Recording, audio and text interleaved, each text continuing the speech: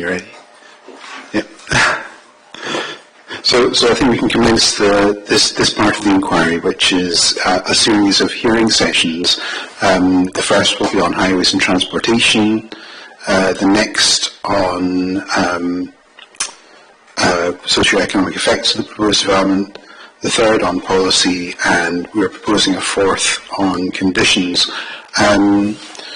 We did have a discussion before lunch about whether we should reschedule now the policy session.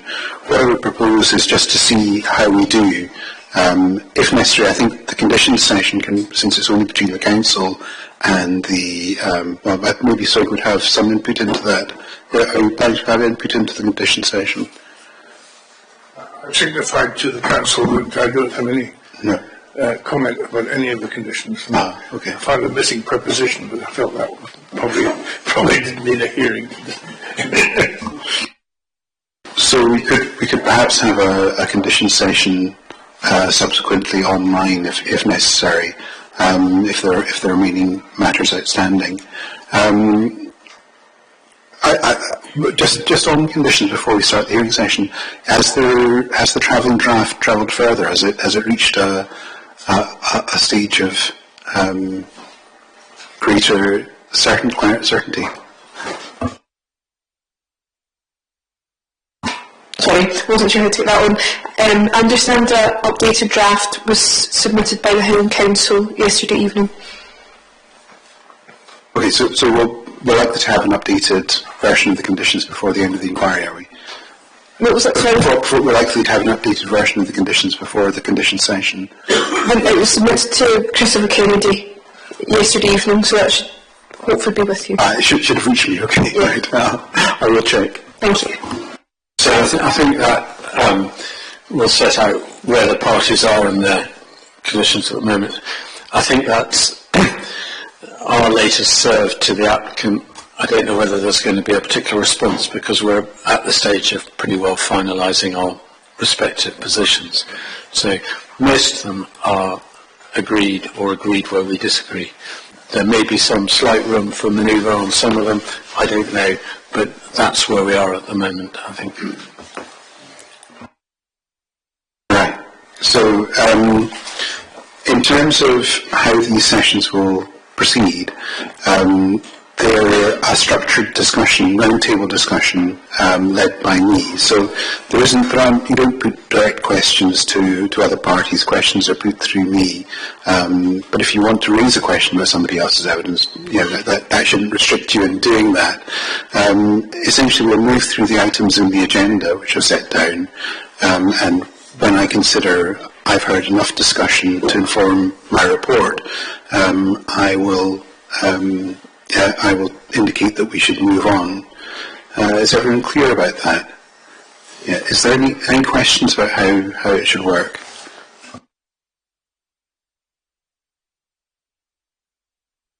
Well, I mean, if questions come up, if you're having any concerns about procedure, just raise them there and then. Yeah. Okay. So obviously, the hearing statements are put forward by parties, although obviously Dr. Robinson wrote the statement for SWIG and Mr. Buchan wrote the statement for the applicant. Mr. Salt wrote, Mr. Salt's statement is on behalf of Skeabos Community Council, and Mr. Semler wrote his own statement. Just for accuracy, SWIG's contribution to this part of the inquiry is written by Paul Smith. Well, my mistake. I'd like to introduce you to, he's sitting on my left. He'll be the principal interlocutor for it. Right, okay. And I see the secondary statement is by Dr. Robinson. Yes. I'm sorry, my mistake, yeah.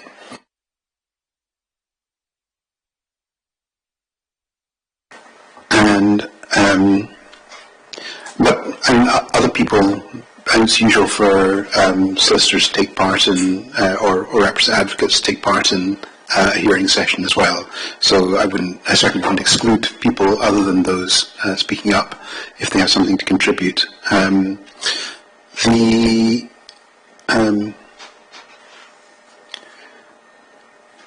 So the main documents I have before me are Mr. Buchan's report for the applicant, Ms. Smith's statement for SWIG, Mr. Similar statement, the Ski Boss Community Council statement, CD 1.2, Chapter 10, that's the Environmental Impact Assessment Report, and CD 1.7, which is the technical appendices on transport and abnormal loads in particular.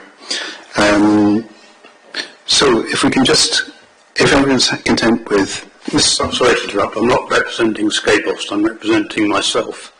I didn't mean to, so I was, Mr. Salt's representing Skybost. No, I didn't mean to suggest you were representing Skybost. If I said that, I apologise. Thank you. So if everyone's content with the procedure, we can go in. So the first point on the agenda is the landing of turbines at Kyle Walsh. Now I have a new document from Mr. Robinson from the Harbour Master, which indicates the Harbour have they're giving no indication whether turbines can be landed or not. Is that correct? Yes, that's correct. To use their precise form of words, we confirm that nothing has been confirmed either way yet.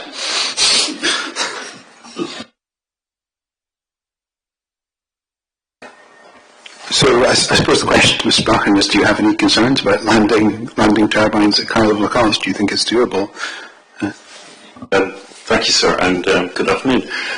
In terms of the comment that Swig had from the Harbour Master, I believe that was in relation to Glenulnish wind farm, which was in response to, I believe, a public meeting that was held by that developer.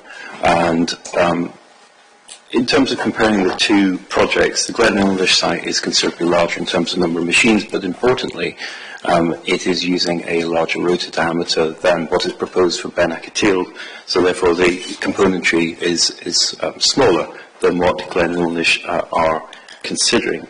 The applicant for Ben Aketil has been in discussion with turbine suppliers. These include Nordex and Vestas, who have both used the port facilities in the past, and who have both reviewed access from Carnival Couch in its current state. These discussions have not resulted in the need for any extensive changes to the existing port infrastructure, and both experienced turbine suppliers have considered the port for this and other projects in the area there. Other developers are considering access for turbines of a similar size to Ben Aketil from Carnival Couch, and indeed SSE for their Blair extension have already undertaken a test run for a similar size of load to that proposed for Ben Aketil, and had that test run you wouldn't be undertaking a test run if you couldn't bring the ship in and unload the equipment there. The applicant has, I believe, been in touch with Having Council to discuss access. They have not raised any objections to that. The applicant has also discussed access rights with Network Rail, who have not raised any physical issues or concerns as yet. Deliveries have been made to the port in the past. The facilities are well understood, and we believe that the number of turbines and their size, the port is suitable.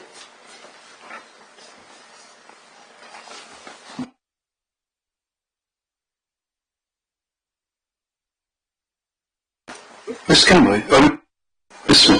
Smith will answer unless I interrupt. Okay. First of all, my understanding is that the blades that have been delivered to Carl so far have been as long as 57.5 metres. I believe the last time this happened was in 2021. I'm talking about the turbine blades only here.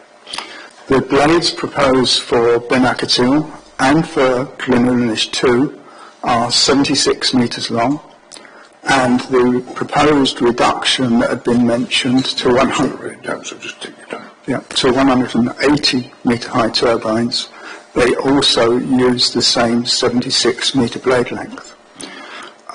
So at this point, nobody has landed a 76 metre blade on that jetty.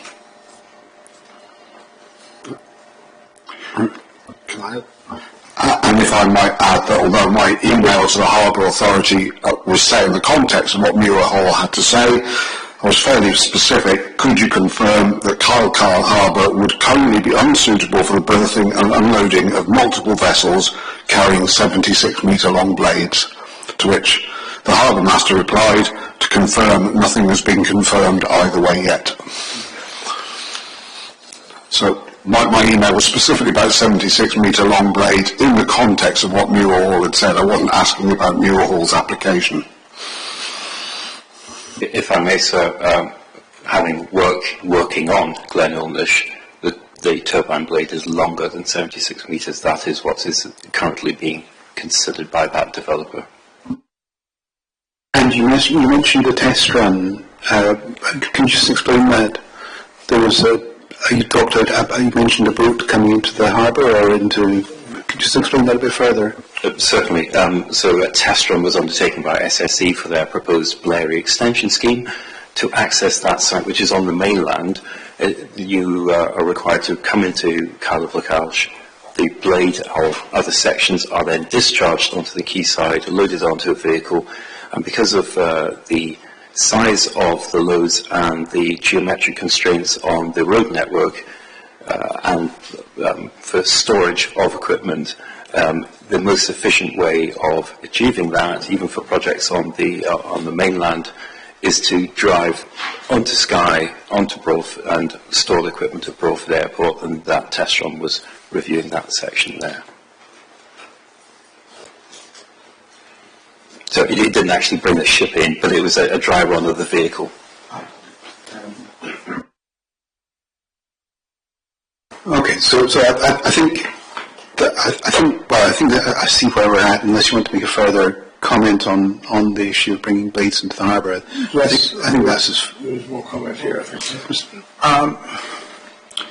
It's unclear what ships would be used for the blades. It's normally, the trial that's been mentioned wasn't for a ship specifically designed for carrying blades, and these ships are now becoming very specific in the equipment that they carry. There's been no information provided as to what the length of this ship would be and what it is, and the number of turbine blades it will be carrying at any one time. There is no analysis shown in any of the documents that were presented for planning to show how the blades would be unloaded from the ship, what the docking position of the ship would be relative to the harbour, the position of the cranes on the jetty, which are also relevant to the swept path analysis to make sure they're not on a collision course, especially when the blade would have to be offloaded in a horizontal position, connected to the blade lifter trailer, and then the blade would be lifted after that before it can proceed out of the harbour. I would like to see the analysis, or I would has an analysis been done for the movement of those cranes, what cranes would be necessary? Do you want to respond to that point, Mr. Rappin? Thank you, sir. The turbine suppliers have looked at a loading plan to see if it is feasible. That work has been undertaken, but it's not generally a planning matter. Was it successful? Yes. In terms of the vessel as well, the vessel size would be determined by the turbine manufacturer, who are responsible for bringing the turbine components from their point of origin, the point of manufacture, to the port of entry, which would be, in this case, Cala Blacalch. So they would determine the appropriate vessel that can accommodate the loads and be accommodated at the port. And the reason for discussing this is, you say that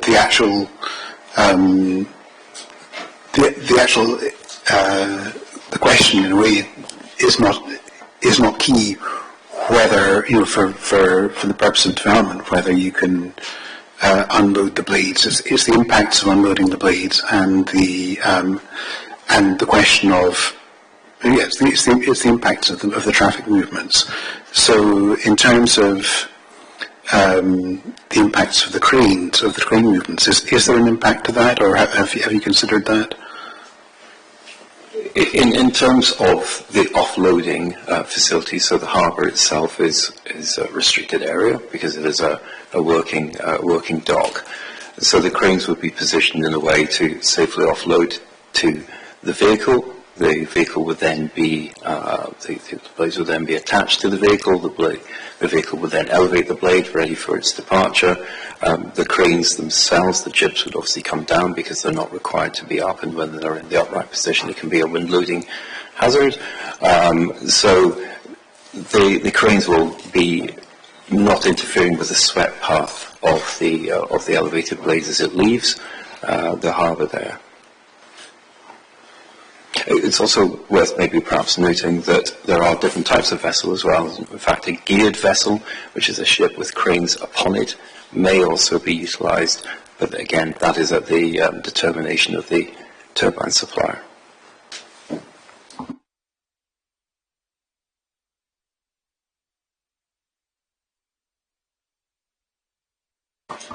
Smith, I'd like to ask one more question.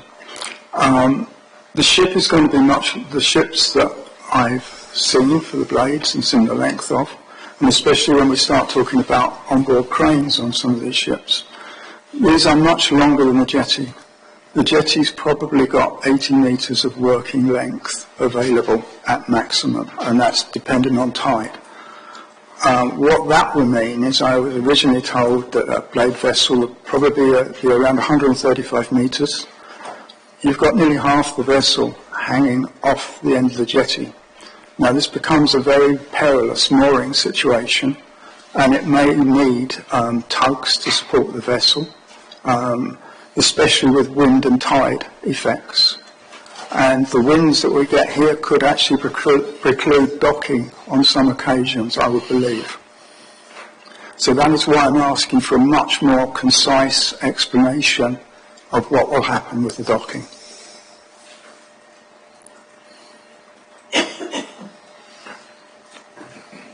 You want to respond to that? Certainly. A vessel circa 135 metres would be generally what you class an Asia-Pacific class vessel. That is for extreme long distances. Because this is a smaller scheme, it's likely to be a much smaller vessel. And the vessel will be tailored to suit the harbour and its facilities, and also tailored to suit the project. Whose responsibility would safety be? That would be the turbine supplier. And apologies, and the harbour master as well. And how would the harbour master respond if it couldn't safely be done? If he deemed it would not be safe, then you would not be able to land at the port. So, is there anything further on this particular point? I'm in a level of confusion in that Repowered's CEO had made a statement to the community councils on Skye that the jetty wasn't viable. So there's some confusion here. And Repowered is still pressing on with using the jetty as well, so we're not quite sure what's happening.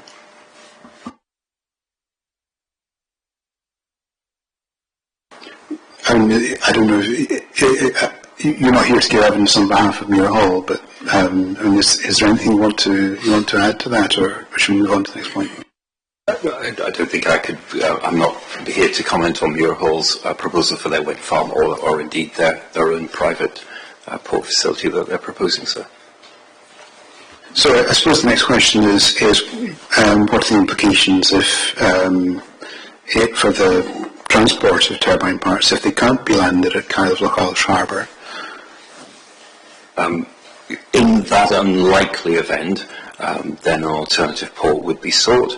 That may include the Moe facility, which is on the island just on the other side of the Skye Bridge. If you come over the bridge, you can see the facility there, or indeed a further more alternative port. For example, the port of Corpac could be utilised in that event.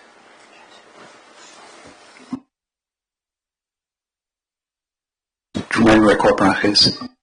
Corpac is to the west of Fort William.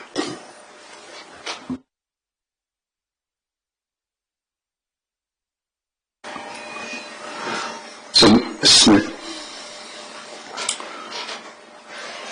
Maui jetty is a commercial jetty. It has more length than the Kyle jetty has, so it would actually be more feasible to dock some of these ships there. It's only 15 metres wide, so it's even more restricted in width than the Kyle jetty space available. There is also a conveyor system that runs the full length of that jetty.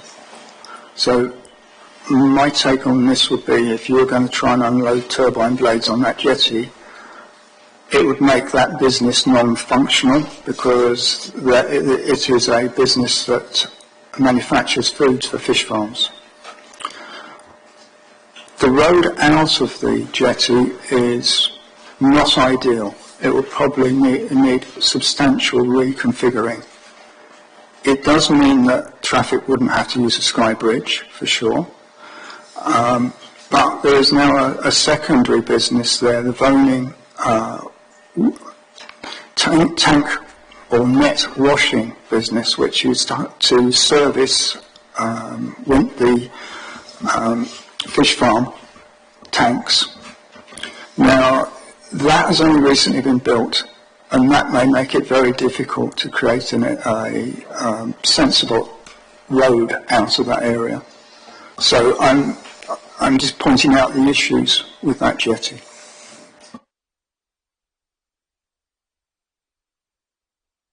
Do you have any view on Corpac, Mr. Smith? I have no knowledge of Corpac, but if you landed at Corpac, you've then got the additional problem of transporting the blades from Fort William all the way to the island. If I may, sir, on the Moe facility, to successfully deliver turbine components there would require the use of a geared vessel, because as Mr. Smith said, the facility is that little bit narrower. There is a conveyor system there. However, vehicles would be able to undertake those manoeuvres. There is an overhead element of infrastructure. Apologies, I'm not an expert on fish food production, but there is infrastructure going over the road that measures circa 5.8 metres, which is sufficient to get the blades in the down position underneath there. The road network has been considered for other projects, and there would be a minor adjustment at the junction bell mouth rather than a full reconstruction of the road. And just on the other elements there, any decision to use that facility would be a commercial decision between the applicant, the turbine supplier, and the operators that are based at the Moe facility there.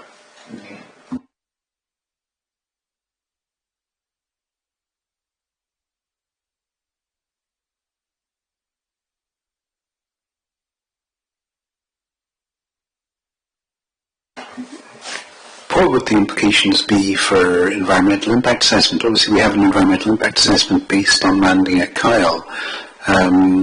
If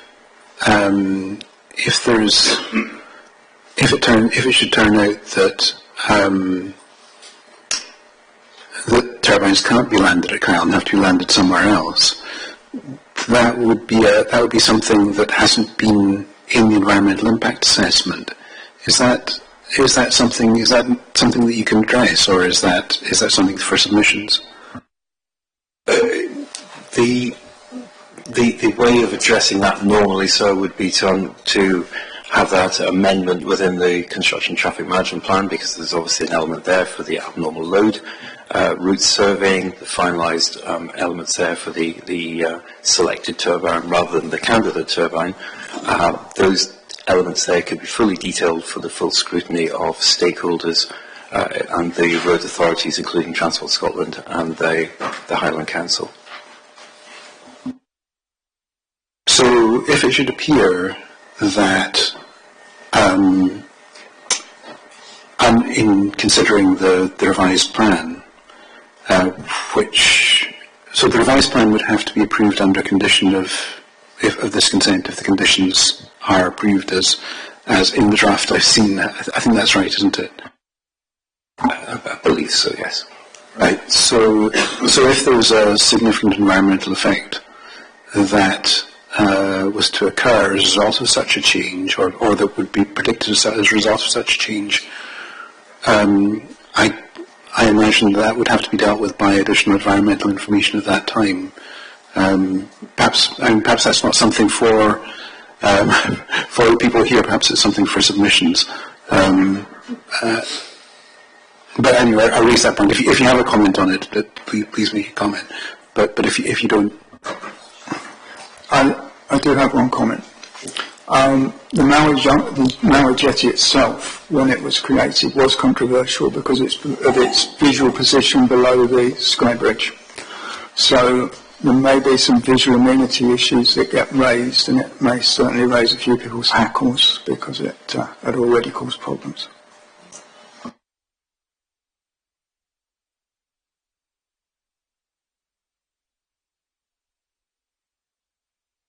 but if that should be necessary and it was subject to a further process of environmental impact assessment, or rather additional information under the present process, you would have the opportunity to comment on that at that time.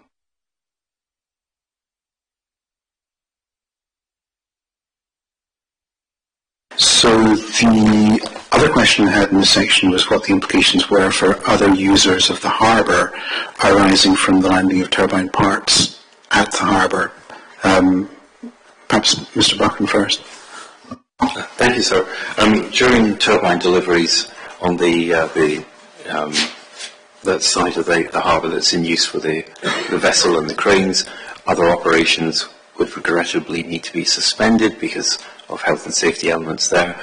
However, there would be when the vessel just doesn't turn up unannounced. There's quite a lengthy period from pre-planning this, so other facilities such as timber exports, etc., can be accommodated around that. That certainly happened for the Blairy and the stern leg deliveries for blades, which I believe were circa 294 turbine blades in total for both those projects that came into Kyle of Lacalch and were accommodated at that facility.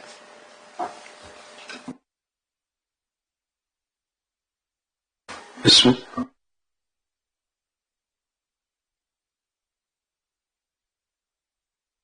Sorry, that happened wrong. There's been no timings presented as to how long the unloading would take and the time for exiting the port, and the number of vehicles available to do this, because in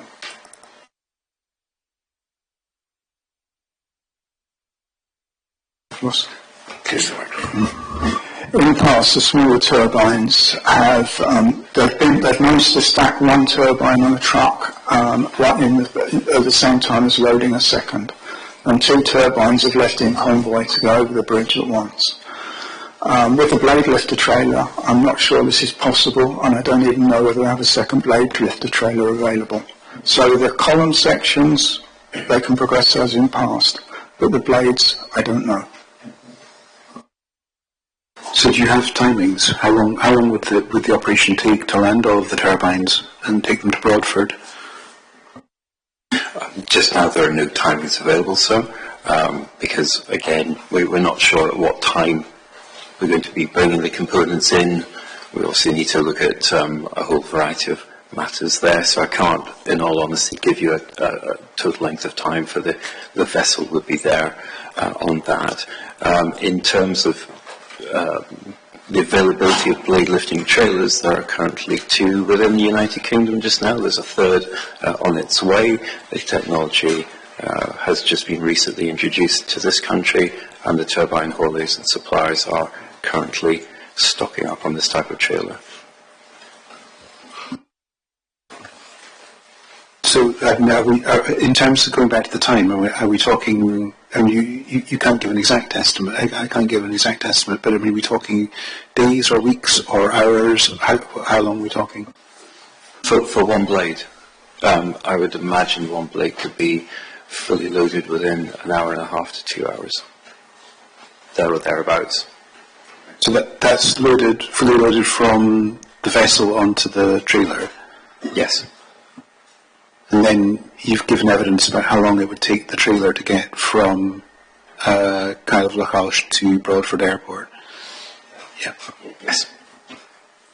We'll come on to that.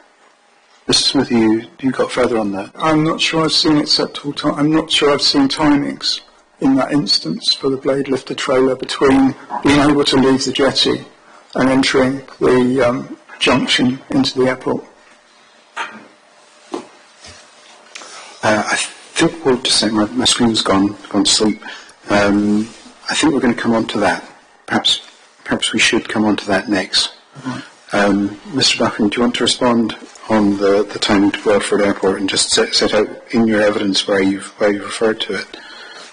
If you just bear with me whilst I find that report.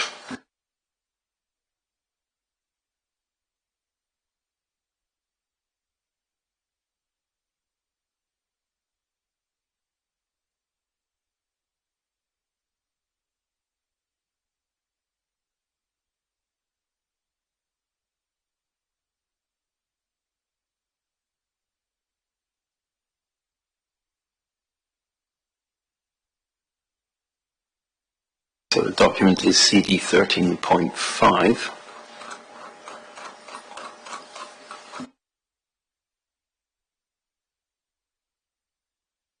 Do you have that, Mr. Smith? Yes.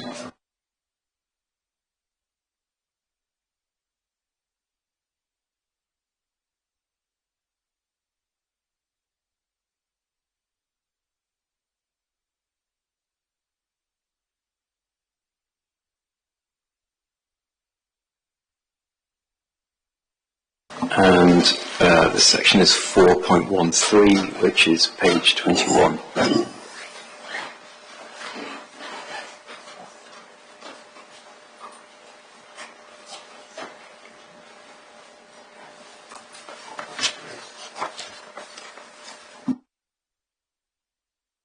It's table 2, page 21. It's a table at the bottom of the page, unless the PDF has moved it around a bit.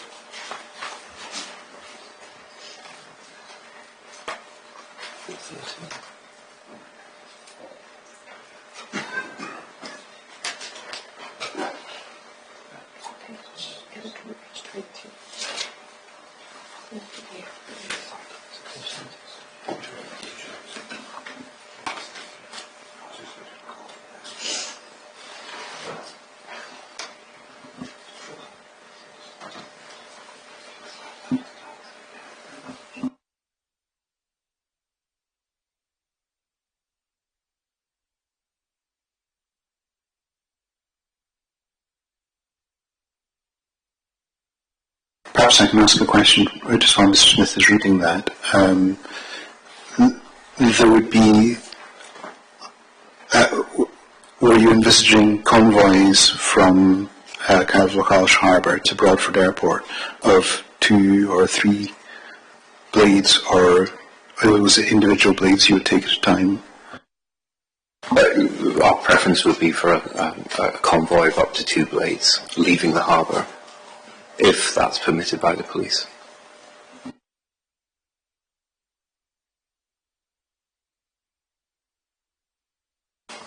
Mr. Smith? Could you explain the space you've got available if you're going to use more than one blade lifter trailer? Because I don't see where you've got the parking space. That's at the harbour, is it? Yeah. Sorry? At the harbour. At the harbour, yeah. Just to explain the microphones, you need to turn off your microphone, and then it doesn't speak to you if you don't turn it off.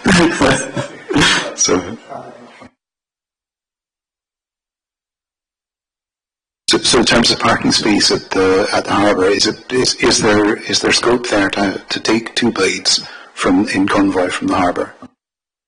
There would be potential for 2 with 1 blade elevated at the front of the entrance to the harbour. I'm aware that for Strumleg, the police did also look at parking a vehicle up on the public road, and I think is it Kyle Prospect Road? Forgive me if I've got the street name incorrect. But there was several instances of vehicles waiting there as they formed a convoy up.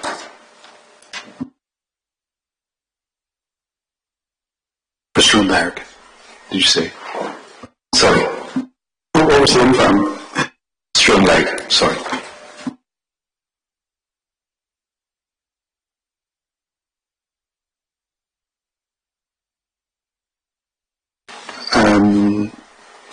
So, is there anything more on this point about landing turbines? And I think I've heard the evidence, but do you want to come back here? There's one final point. There is a wind limit on these trailers.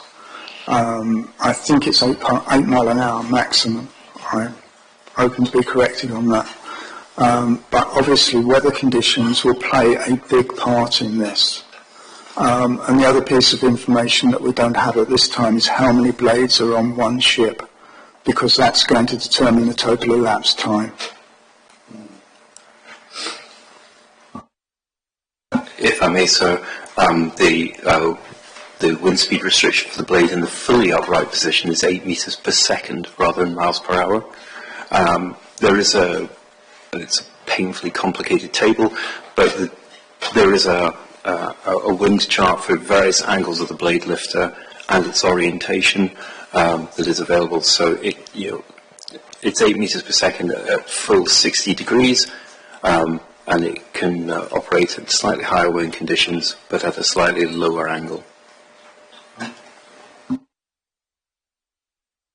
Just so I understand, because my maths isn't that good, roughly how much is 8 meters per second in miles per hour?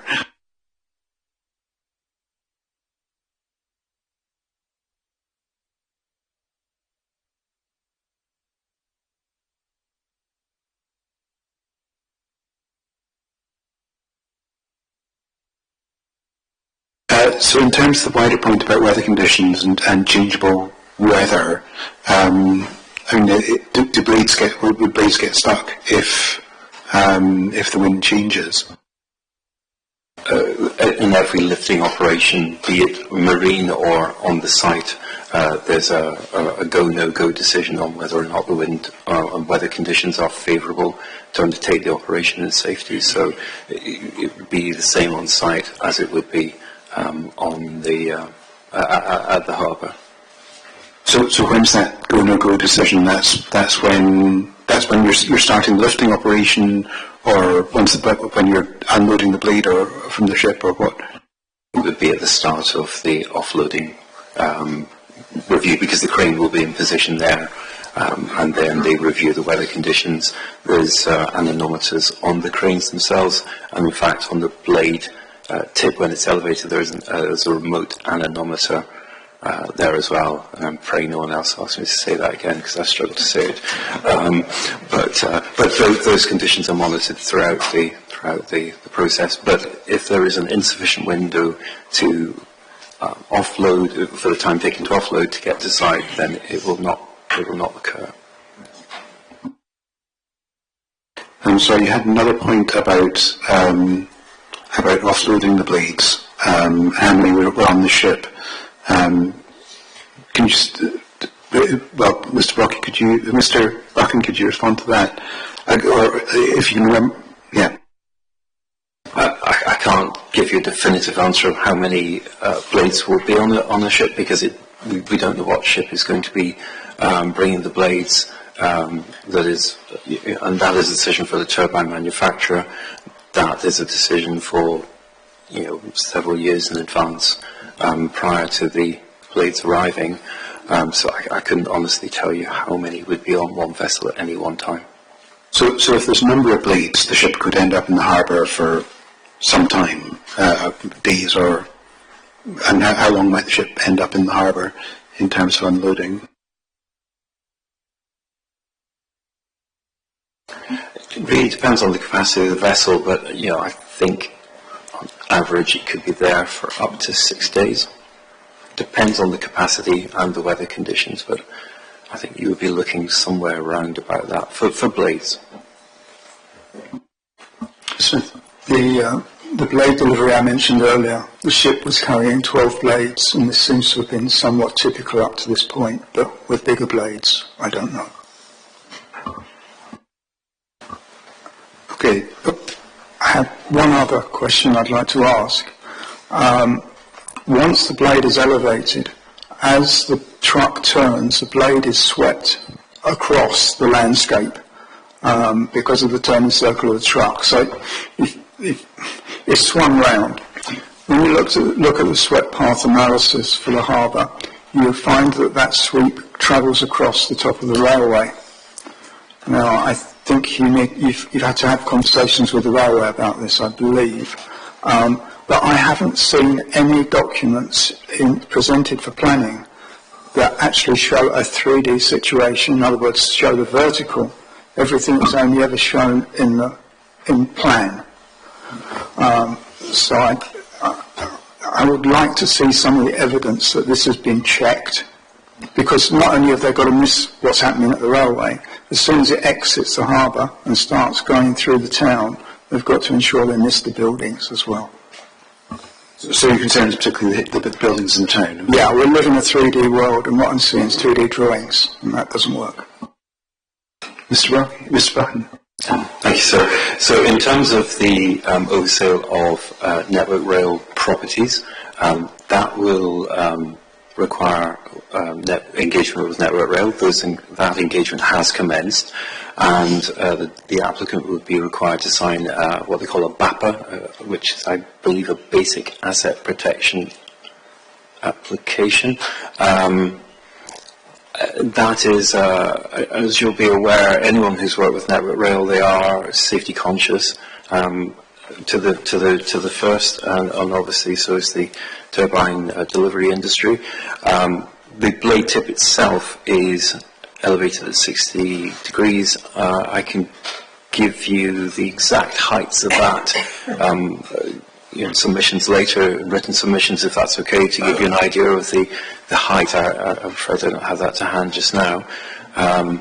But you can see within the swept path drawings where the blade itself oversails the railway station. In previous deliveries for Stroneleg, the blade tip oversailed between the station platform and the station canopy. And during those deliveries, the other platform was used by Network Rail, and we would envisage something similar would happen here in terms of the moving train operations to the other side of the station there. In terms of the oversail elements within Kyle of Lacalch, I believe, and if you wish to refer to the route survey report, it shows the extent of oversail. All oversail areas within the swept path drawings are shown hatched in blue. Anywhere that's hatched in red is where the wheels go, but I believe it's mainly over an area of it's a kind of small square and picnic benches, which were well used last night by myself in the wind, but it generally oversails those areas, and I think one building, But I'm sorry, just say any oversail element, the applicant would then need to obtain the necessary rights from the property owners or the landowners. Sorry. Just in terms of the oversail, I think I'd asked in the beginning of the next section for an explanation of the swept path analysis. So perhaps we could do that with reference to the Kyle of Lacalch plans for the swept path plans. So to have a look at those in Technical Appendix 1.7, isn't it? It's 11.1, yeah.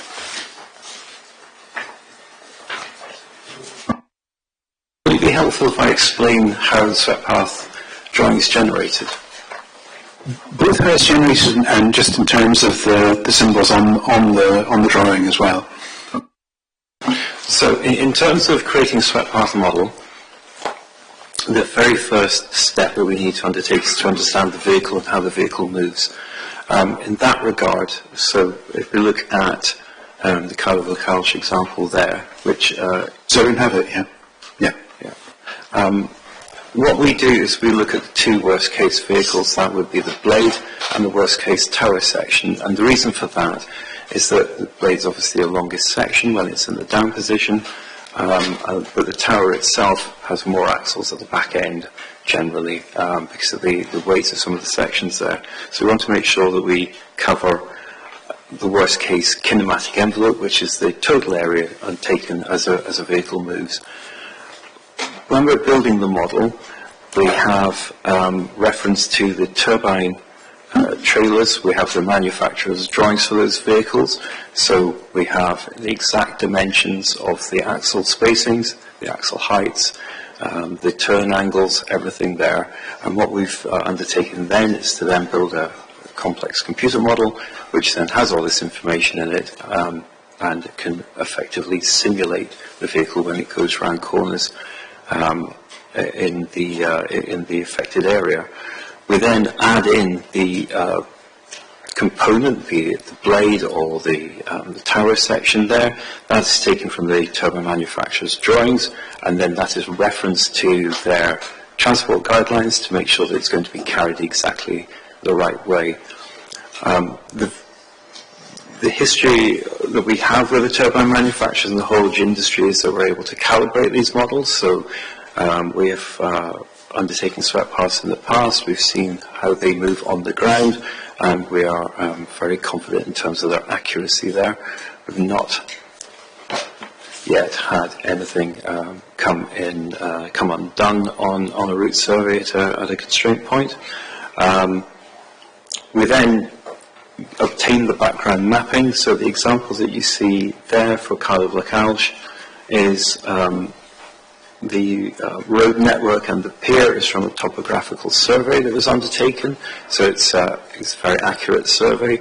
The sections to the east of the pier are from the Ordnance Survey, just to give better reference points there. We then simulate the vehicle movement through the section, and to assist, because the vehicles provide three different lines in the simulation. Red, the line is where the wheels go, green is the oversail path of the body of the vehicle, and the purple is where the load that's sitting on the vehicle overhangs the body there. You can see those in the drawings there. Because it sometimes gets a bit of a sea of lines, we always produce a separate drawing, which is a summary drawing, which takes the results of the sweat path for the blade and the tower and combines it into one set of mitigation works, which is outlined in, I think it's drawing SK01B there, which shows the oversail area of the railway platform. It shows a minor oversail coming out of the harbour there, near, which I think is the Coast Guard and Harbour Masters building. Then there is a minor overrun of the footway, and then it heads up to the A87 junction there. And you can see the oversail of the public square in that drawing there. I hope that gives you a rough overview of the process. That's very helpful. Just there are three drawings. Can you just explain the purpose of the three drawings? Certainly. So the first drawing is for the blade, and that's in its elevated position. So that's drawing SK01. The next drawing is of the tower section, and that is SK1A. And then the third drawing, which is the combination of the mitigation works for both loads, is drawing SK1B. SK01B. The blue hatching is the oversail. It's oversail. And the red hatching is the overrun, which means like you're going off outside the boundary of the road. The wheels of the lorry are going outside the boundary of the road. Is that right? Yes. So anything red is a load-bearing surface. One more thing. This model deals with three dimensions, does it? So the assessment considers all dimensions there. In this area, we have sufficient clearance over the bridge. Sorry, not the bridge. The railway station there. We have sufficient clearance over the area of public ground coming onto the A87.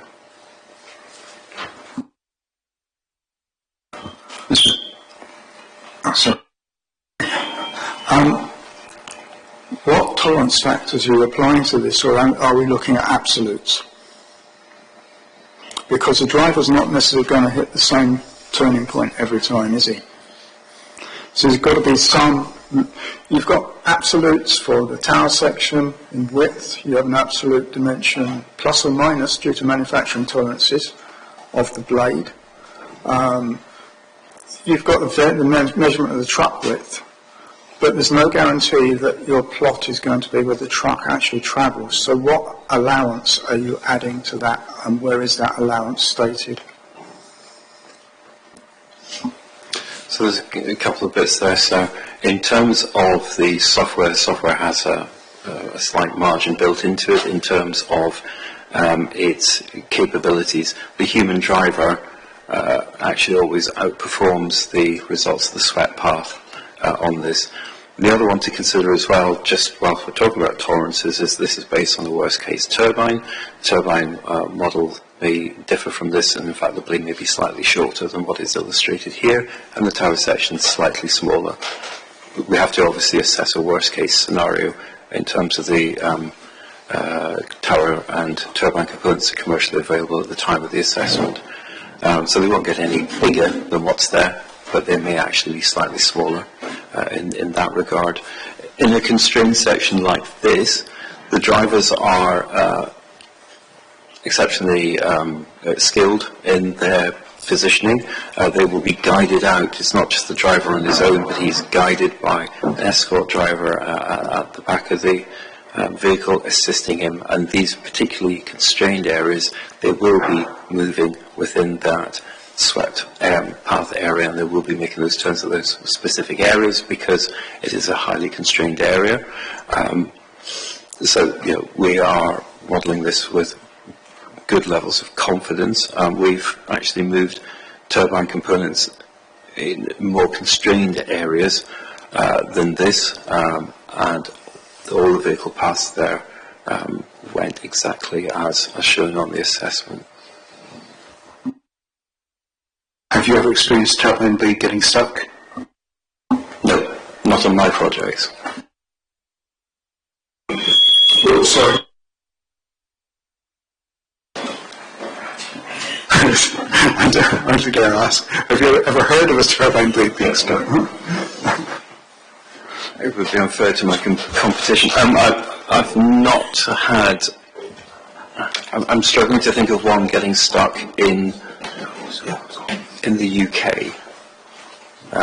And I'm struggling to think of one that's got stuck because of failure to assess.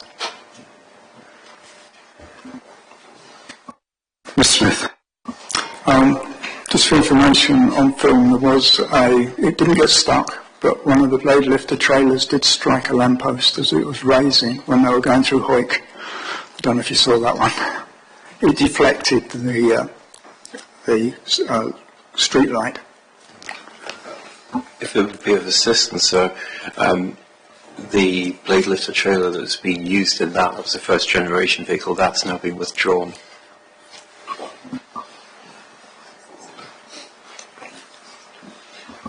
So it wasn't mine.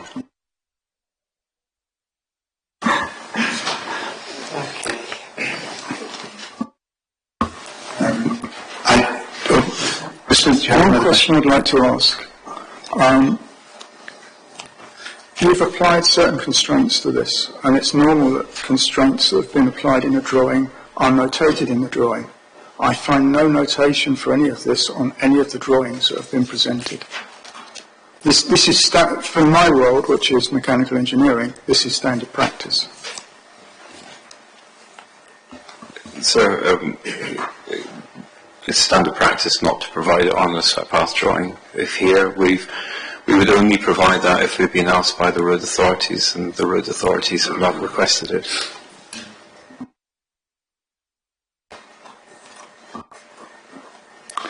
In that instance, does anybody assessing this know what vehicle and blade were actually used for the assessment? The document's a legal drawing. It should state its constraints very clearly. So the document isn't a legal drawing, but if you go to the report itself, I believe it'll be table So 1 or 2. Table 2.1, nearly, sets out the dimensions of the components modelled.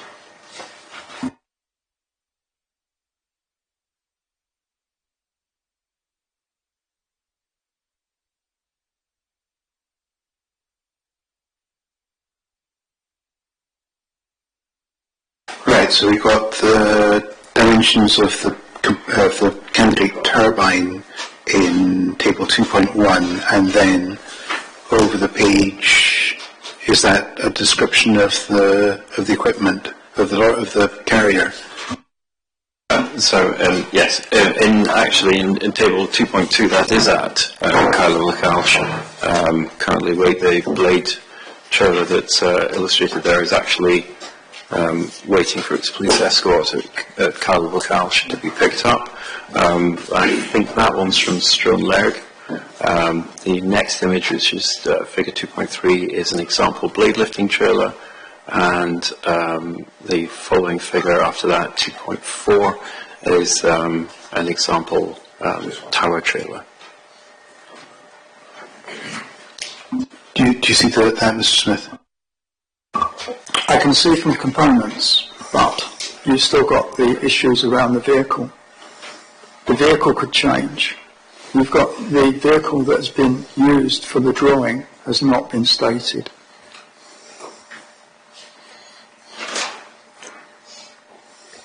I'll make the point as well, if it hasn't been realised, these vehicles have got rear wheel steering as well, so it's not just the front of the vehicle that's being steered.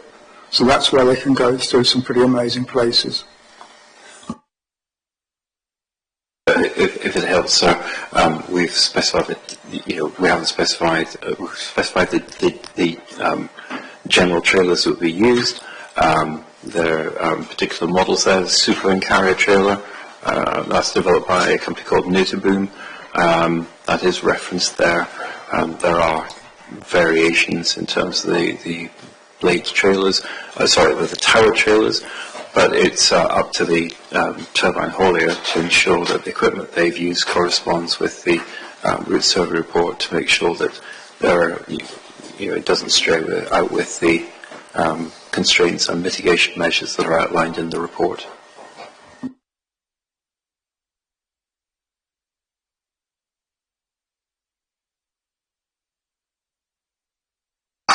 Now, so that's some other questions on threat path analysis. The next one is about it's about the requirement to trim back the rock faces on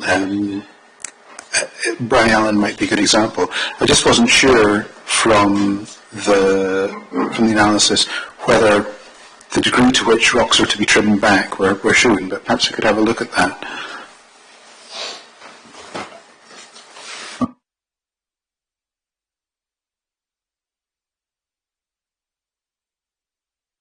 If it were with assistance, sir, the drawings that you are referencing are in volumes, the route survey report, chapter 11, technical appendix. I'm trying to read the 11.1, and it's in the part 1 of that. Sorry, I'm talking about the electronic version. But the drawing number, which starts with SK, is SK13, 13A, and 13B.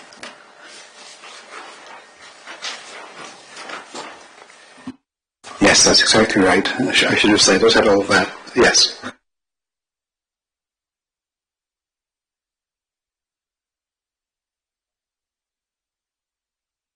Would it be of assistance if I just explained what's happening in the drawings? That would be great help, yeah. So, as with the other drawings, the first drawing in that set is the blade.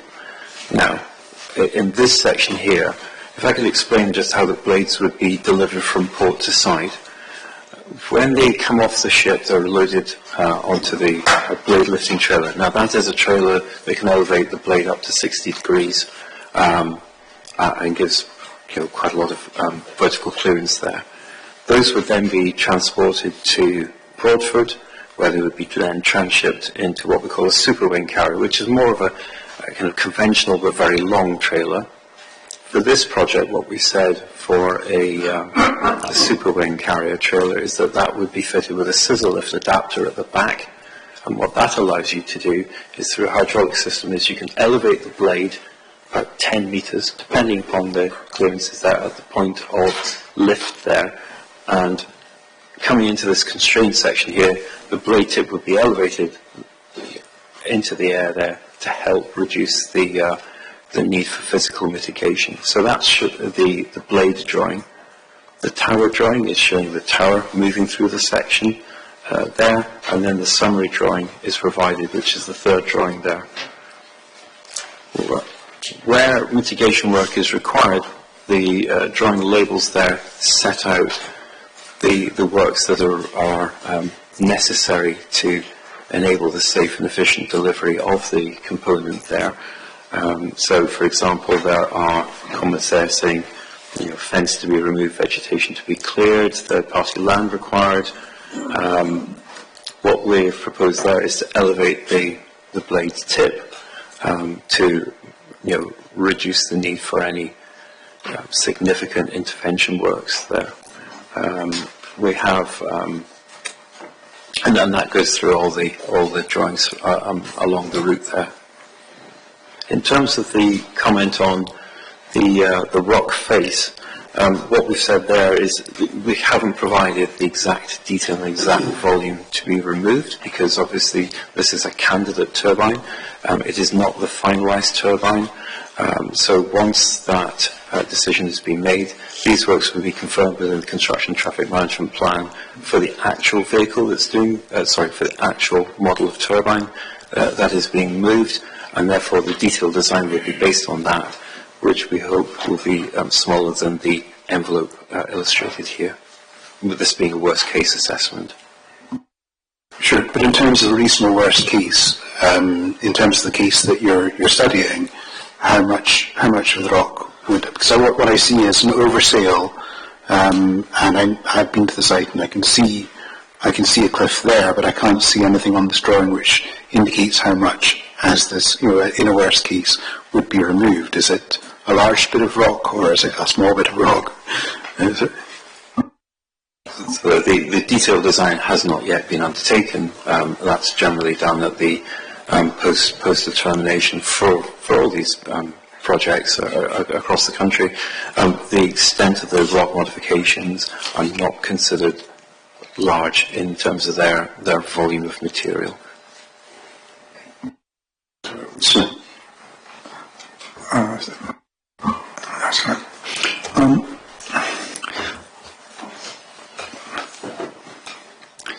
I would have expected that there would have been a cut-through section of that area showing the rock wall and the potential of what the blade was going to cut into, and I would have expected dimensions. Because ultimately this is what you're going to have to do in order to request any actions taken on the rock face. So I don't see why that's not presented up front. There are no physical dimensions stated on any of the swept path drawings relating to issues of additional road surfaces or rock removal. And in the engineering world, this would be extremely strange because you have everything tied down with tolerances. It's just not there with these drawings. so So the route survey report here is entirely standard for this type of development across the United Kingdom. These detailed design matters are dealt with post-determination when the exact turbine model is determined, and they are designed there in full consultation with the road authorities. We also note that neither Highland Council or Transport Scotland has made any adverse comment on the level of details presented within the route survey report, and they are the relevant road and authorities for the study area here. So just to go into this point a bit further, this is an environmental impact assessment that we're looking at. I don't understand that ministers will be granting consent for works to the edge of the road. Well, Mr. Mr. Campbell's looking at me. Perhaps they are granting consent. No, I'm not saying anything.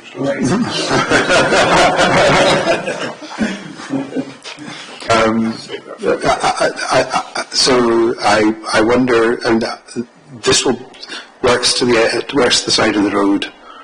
I think would be subject of further consent by the Roads Authority, would they not? Yes, I think so. For the A87, I believe it's Transport Scotland. But we're also impinging into visual amenity here, because if you take the Kinloch bends, where you have these two rock faces either side, this is very much a tourist attraction. And if you start hacking that about, you're going to be changing what is very distinct in people's memories about Skye. I believe that there should be much higher definition in this area before any decisions are made, and I'm surprised the planners didn't ask for it. If I may, sir, in terms of any modifications to the road network, they would obviously have to go through, in terms of the Highland Council network, either a section 184, or, sorry, that's the English version.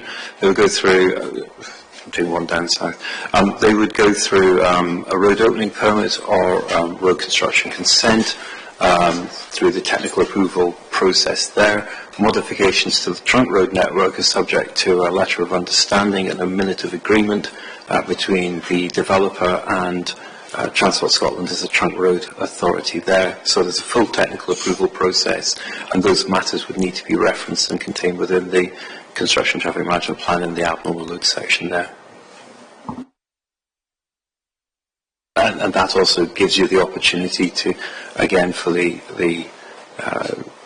council to consider and review.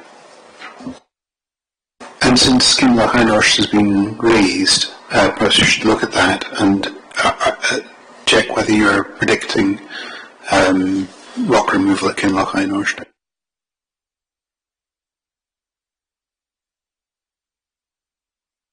I have that as drawings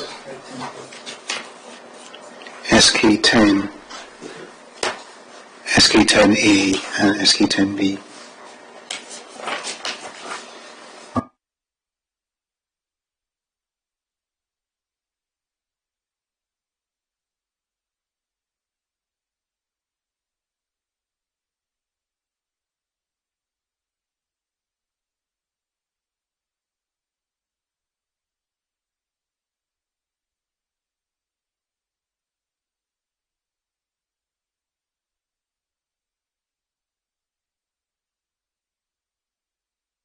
Do you want to comment on that?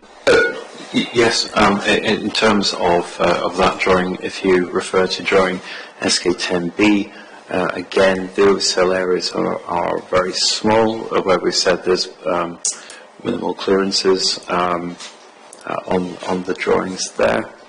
So we're not anticipating, and again, the blade tip will be elevated in the super wing carrier trailer to reduce the works there. But again, as with other areas, that will be subject to detailed design and the approval of the road authorities through that discharge of the CTMP and the technical approval process. The drawing's got minimal clearance to the rock faces here. I would suggest that means that some action will be taken because just lifting the blade isn't going to be sufficient. So I believe more definition and a vertical definition is required to be clear on that matter. So they're relevant where there is clearance. It does clear. It's just minimal clearance. It's not coming into conflict.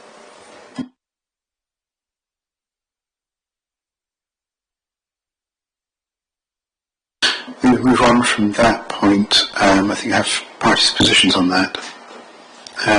Next question is, how long are road alterations necessary for abnormal load movement likely to take, and what impact on traffic are they likely to have?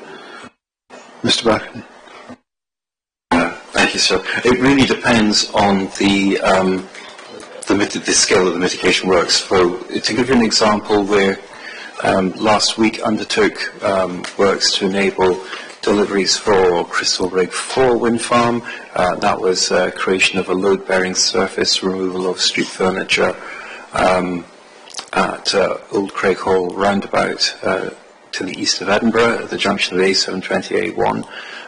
Those works were undertaken at night, and they were complete within 3 days. So that is the provision of a load-bearing surface.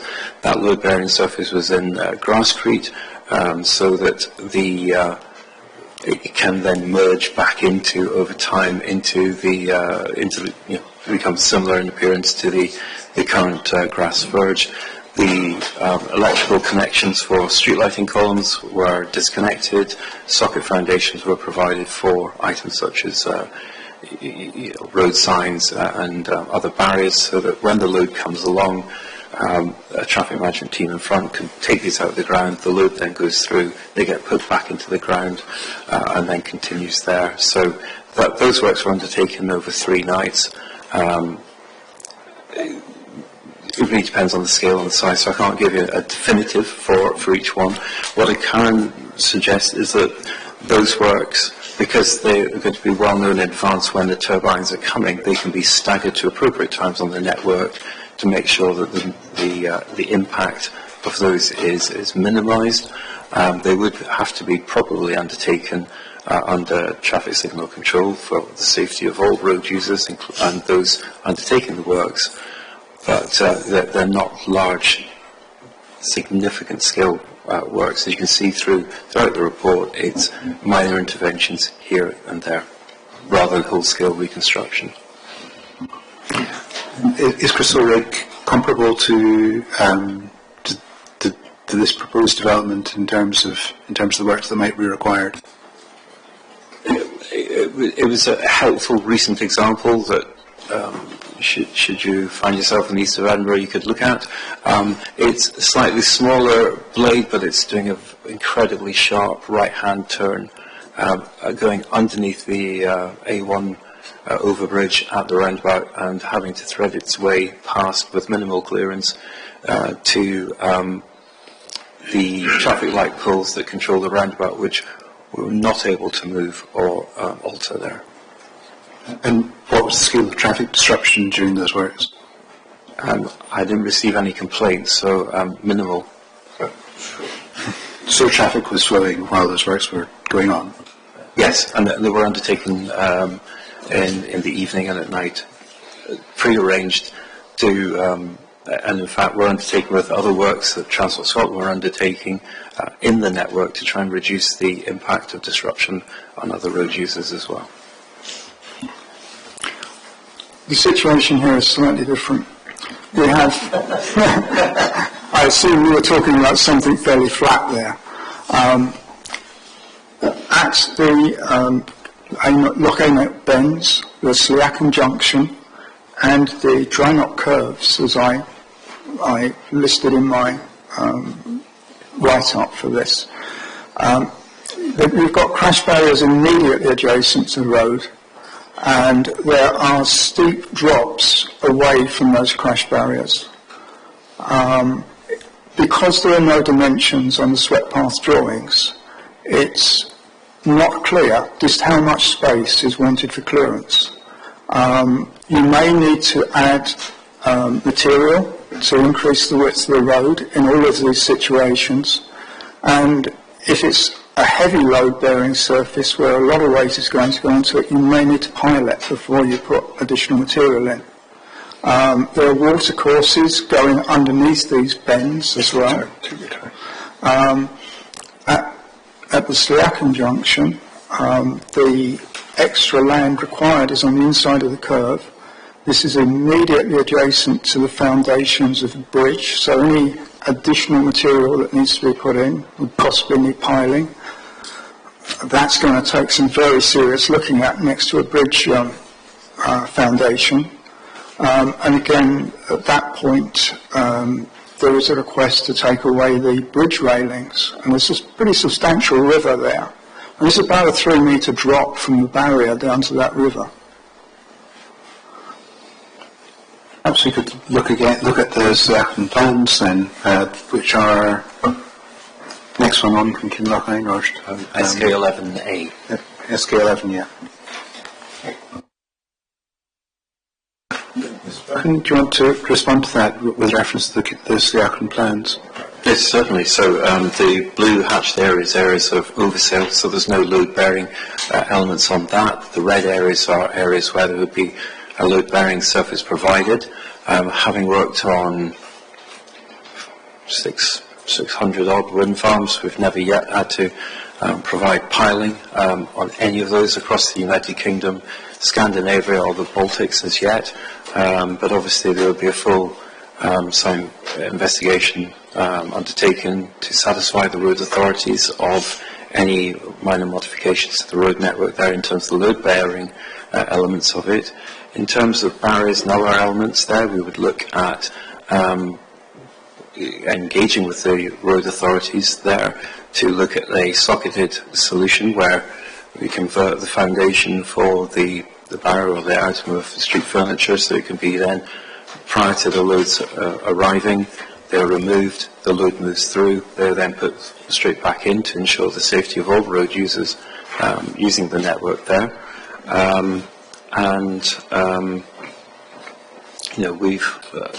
In terms of the bridge elements there, we're not undertaking any load-bearing works close or within proximity to the bridge itself. It's oversail.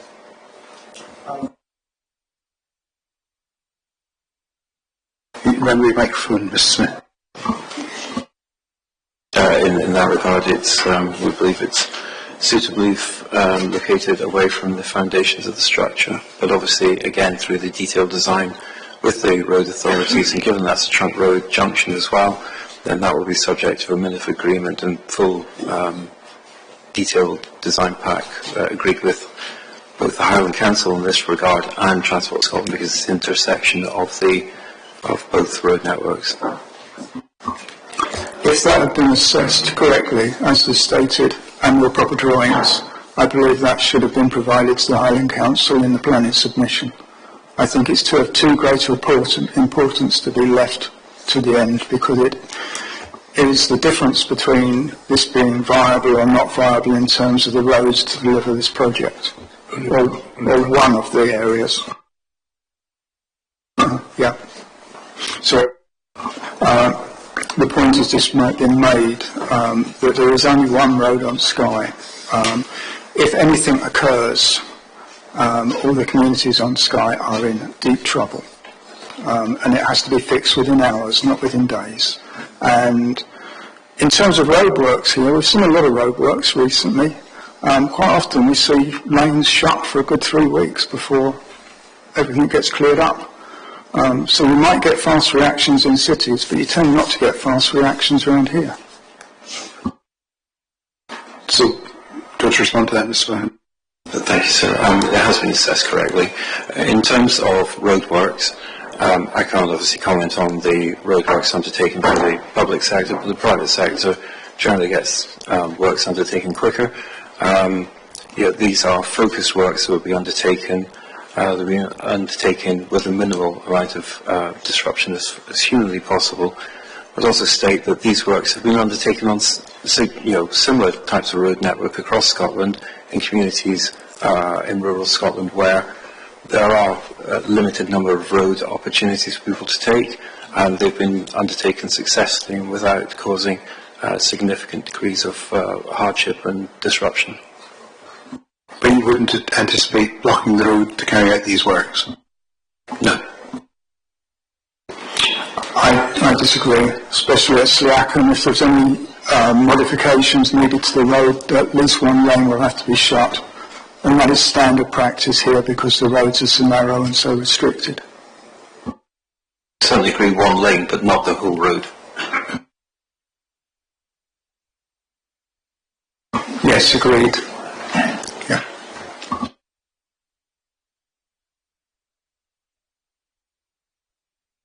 The impact of shutting one lane here, it is astounding how quickly you end up with a massive traffic jam, especially in the mid-season. And just on that, that's why we want to make sure that any such works are undertaken well in advance and at appropriate time to minimise disruption. I suppose the question is how long would works such as those at Sleachen take?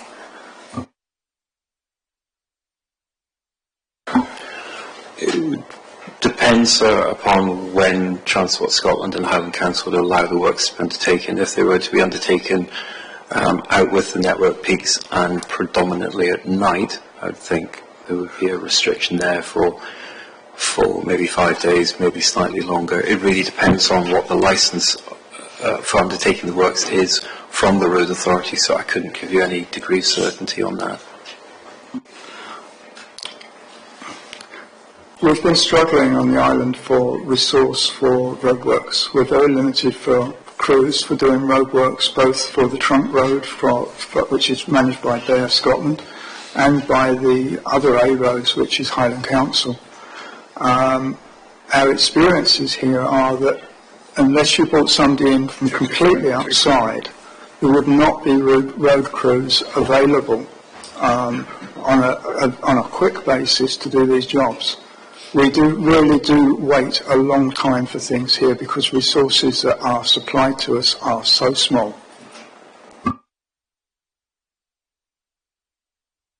Sir, we would not have access to Bear Scotland or the Highland Council staff for undertaking these works, so it would be a private firm that would come in under licence and under their supervision to undertake the works at the developer's expense. I get the impression people are flagging a bit, so I'll take a pause after this section, if that's okay.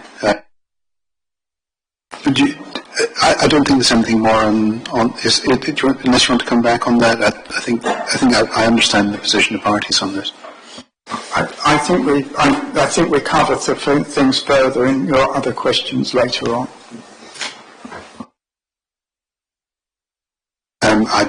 I think we've covered the Sleachen and Kinloch Einhorst question. Well, I suppose we haven't covered the anywhere else. Does anywhere else require significant engineering works? We've discussed, having discussed the ones. School Junction. Yeah.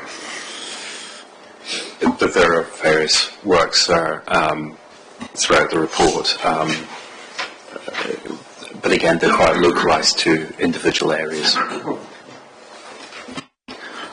The junction in Portree, the traffic lighted junction just down the road by the school, that junction was changed last year and it became a traffic lighted junction. The swept path analysis drawings don't reflect the current situation. The original swept path analysis drawings requested the removal of a road island which separated the traffic turning left and the traffic going straight on. In the process of going to traffic lights, that was removed, but it's unclear whether that is enough road surface for what was requested. But there is now an absolute forest of traffic lights, pedestrian crossings and posts there. At the high school, this is. So that would be drawing SK11A. If the drawings change. Sorry, I've got the wrong one. It's SK34A and B.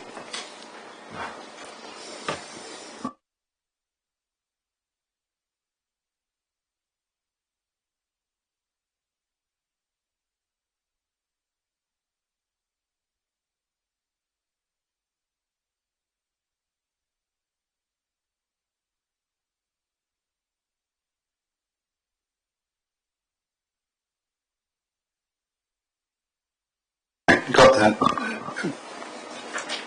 Do you want to respond, Mr. Brown? Thank you, sir.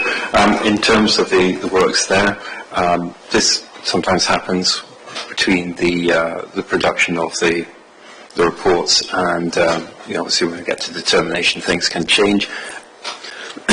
Excuse me. That type of work would then be caught up within the construction traffic management plan, which would include the revised and updated abnormal roads survey and mitigation schedule.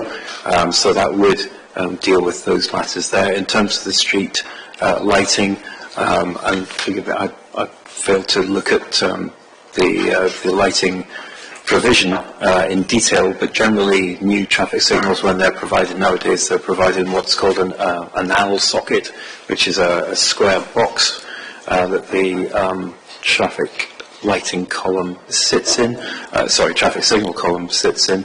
That allows for easy replacement. If there was an accident and something hit it, it can be pulled out without affecting the electronics underneath. What we would look at doing there is very similar. If those weren't in a socketed foundation, they'll be converted to a socket foundation. So in the immediate advance of the turbine convoy arriving, the traffic management firm would then remove those. The convoy would go through, they'd be put back in place, and then the junction would operate as it currently does just now. I think just one final point I'd like to make. There were two options for the routes made.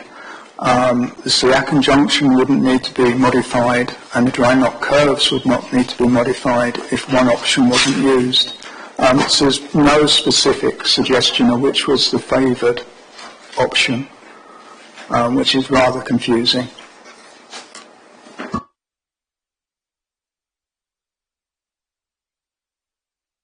I don't know if you need to comment on that, or I think that's noted. I was merely going to say, so there are two options provided. The applicant has considered two options that they consider viable to get to the site.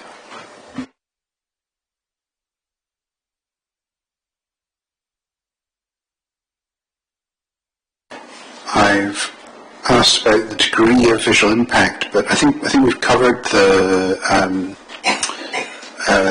amount of works that are required. Is anything more needing to be said about visual impact?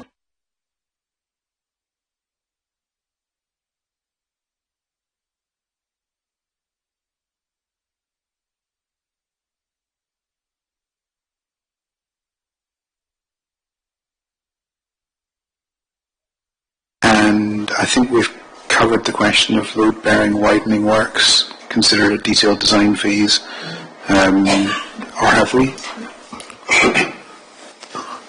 I think we've taken that as far as we can. And the last question was about pedestrian safety. The implications for pedestrian safety or safety of other road users, of movement of signage and barriers and so on. Is there any implication?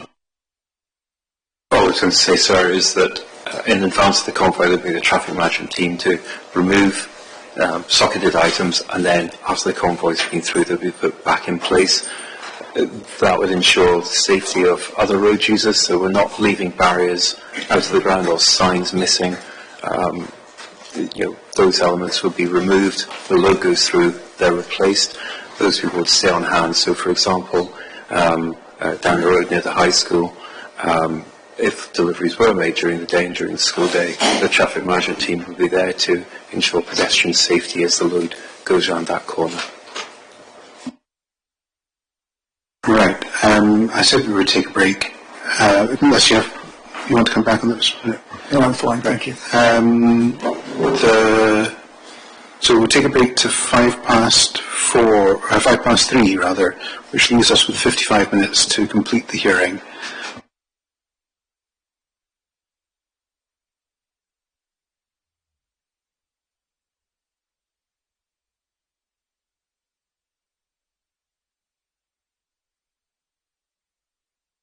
We do need to leave sharply at 4, so we'll need to get moving. I have just a couple of things to mention. I have received the conditions, so thank you for that.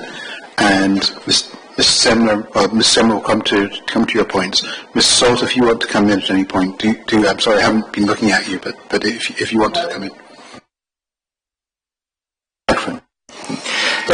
That's fine. A lot of the information that was sent to you was relating to community concerns, and I feel that there are members here from our side who have much more expert information than we've been able to pull from the Community Council, limited on the kind of resources that we have. Okay. Okay, So we're on section 4, the method for moving abnormal loads. And the first point is about movement of loads at night, which the applicants propose to do that, or suggest that that can be done. So I've put a number of points under that. I think we can probably take the first 2 points together. So the first 2 points are what difficulties, if any, are involved in movement at night. And second, does the standard or condition of Sky's roads, particularly the A863 and A850, present any particular difficulty to moving loads at night? Mr. Buchan. Thank you, sir. Night movements for abnormal load deliveries can be undertaken either within the hours of darkness or within the twilight hours on that. And we've seen that occurring more and more across Scotland. And, for example, deliveries undertaken recently to South Kyle Wind Farm to the southeast of Ayr on the A713, which is a road with a number of significant bends and constrained sections. Especially to the south of the town of Dunmellington, have all been accomplished at night and not during the day. I would say that I think the principal difficulty is the availability of the police resource to escort the load, and we would seek to overcome that by early engagement with Police Scotland and set out our proposed plans and measures there with them. Diminished levels of light can be mitigated if in the absolute hours of darkness, and what they call it curtain lighting along the body level of the vehicle can be illuminated from the load bed down to help illustrate where the wheels are in relation to the road edge. In terms of Sky's road network, I don't believe there's anything particularly different in terms of other sites that have been delivered in comparison to Sky's road network. What I would say is that should there be any significant road defects, potholing, etc., we would obviously look for those to be repaired prior to deliveries commencing. I think the one comment there is on the A863 and the A850. There's been a lot of resurfacing happening recently, so they are improving. But we still have an issue with the markings on these roads. There's quite often no central white lining and no edge lining. And obviously that's not a stopper for an IAL, but I'm sure the drivers would prefer to see where the edge of the road is. Is that a difficulty? Is that a difficulty, Mr. Buchan?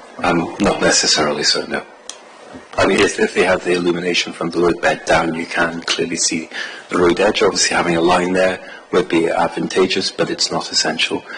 If you look at the NC500 route for deliveries that have recently been undertaken for Limekiln Wind Farm, there's not really a road marking down along the edge of that for large sections of that road either, and there are particularly twisty sections on that as well at certain sections.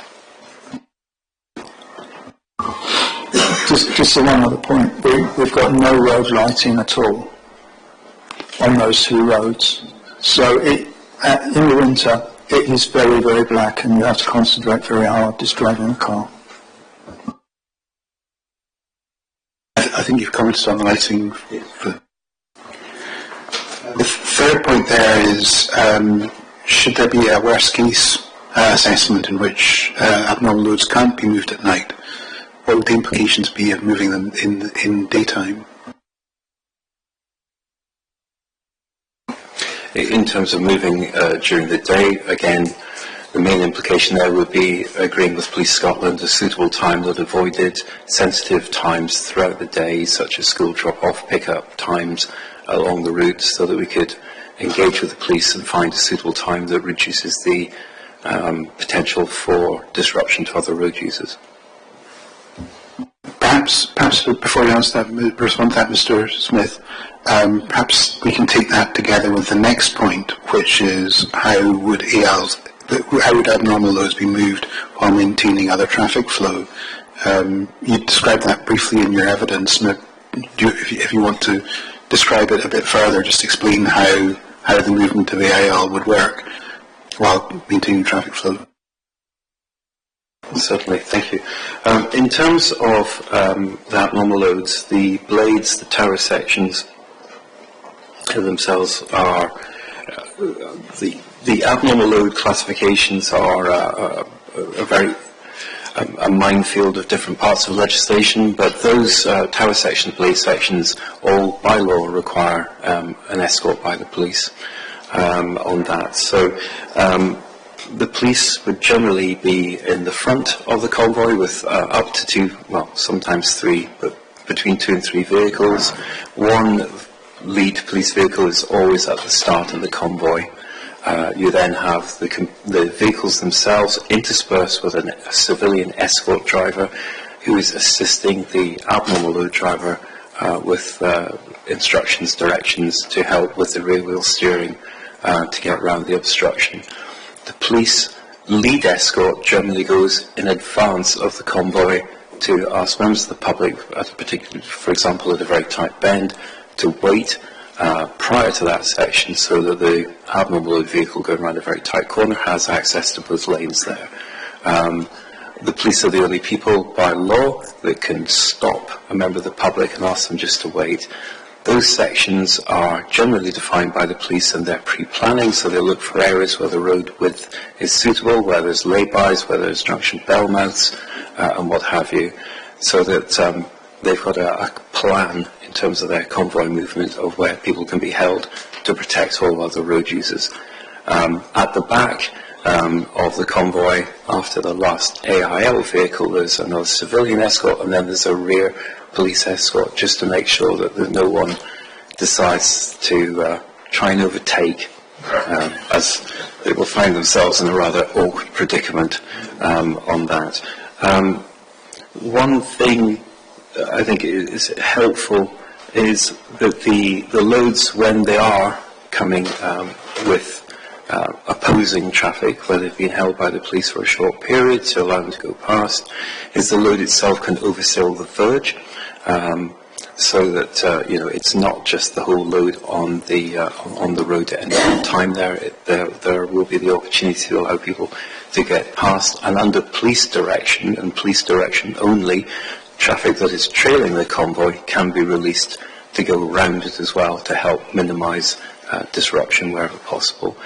All those works are undertaken by specialist officers of Police Scotland who are trained in this, and it is a process that has been used across the United Kingdom and in particular in Scotland, so the officers are very well versed in that type of operation, and also operating in the Highlands, because there's obviously been quite a number of recent projects, so they can hone their skills and learn from those experiences. Smith, do you want to come back on that? Yes, the road width on the 863 and the 850 barely reaches 6 metres. You can drive down there and you can see one truck heading towards another truck, and they can barely miss each other. If you add a turbine section to one of those trucks, even if the turbine section was overhanging the verge, they would strike. The issue we have, and would like to raise and raised in our submission, we don't believe there's enough spaces on Sky's roads to allow for the police escort just to stop and move people over. There isn't the space to move over. And quite often you'll find that there's damage to the edge of the road, and it's very easy to damage tyres, wheels and suspension here. One of the reasons we believe there should have been a traffic plan up front is that we can't see how the convoy will get past large amounts of oncoming traffic, especially other HGVs, and specifically in a situation where you have long sections of curves. There's going to be something like 30 convoys for the turbines required for Ben Aketil. Rather than just randomly deal with the situation for each convoy, which would happen with the police escort, surely it would be safer to think about having traffic controlled sections where it's very clear that oncoming traffic can't get past. it's quite a nasty shock to find a policeman sitting in front of you that you weren't expecting, because I've had it happen with an AIL in Scotland, and it causes confusion. People get confused enough on our roads here when they're driving around on their holidays, and we've also got a lot of foreign registered traffic here as well. And I know that happens elsewhere in Scotland, but the driving here can be very erratic, as you've probably already found yourselves. So, in terms of wide vehicles, a Winnebago, maybe about 2 point, well, I don't know how wide it is, but it's pretty wide. They need to be below 2.9 or they become an abnormal load, sir. We face the same commentary or concerns for Limekill Wind Farm on the north coast, A8, the one that goes west from Thurso. I always get its number mixed. I think 863, I think, from memory. There you go. Thank you. Oncoming traffic and train traffic was accommodated there. We have the same issues for stone leg deliveries. Again, the widths were similar, not quite exactly the same, but again, those were accommodated there. With working with the police and developing the construction traffic management plan early doors, and getting that approved by everyone post-determination through the discharge of plan conditions is the standard route for undertaking that, and is the route that both the Highland Council and Transport Scotland have deemed suitable for this project. One thing that's different here is Scotland is supposedly the second highest or largest tourist attraction in Scotland after Edinburgh. Skye, sorry, I'm getting confused. The levels of traffic we see here during the daytime with tourists sometimes is totally amazing. And I think it's going to cause a lot more trouble trying to keep people out of the way and move people out of the way. If it would be possible to have a more controlled system, I think it would make more sense. I think it would keep people safer. And I think the safety issue is the thing that has to come first. I was just going to say, sir, I think if you had sections under traffic light control, which I think is what Mr. Smith is referring to, and people don't see any work there, they don't see any road works, they don't see any police or vehicle there, then there's a propensity for people to be, as Mr. Smith has alluded to, some people take more erratic decisions, and actually you could be creating more of a road safety issue there, where people think, well, it's obviously a light that's doing nothing, and try and jump it. And then will find themselves on the wrong end of a police car. I think it's the methodology has been tried, it's been tested, it's been proven to be safe, and it helps minimise disruption. And we don't see any reason why it wouldn't be safe here either. And early engagement and planning with the specialised officers in Police Scotland will help ensure that we can minimise disruption as far as possible. And keep the public safe. I think signposting is very important, especially large electric signposts.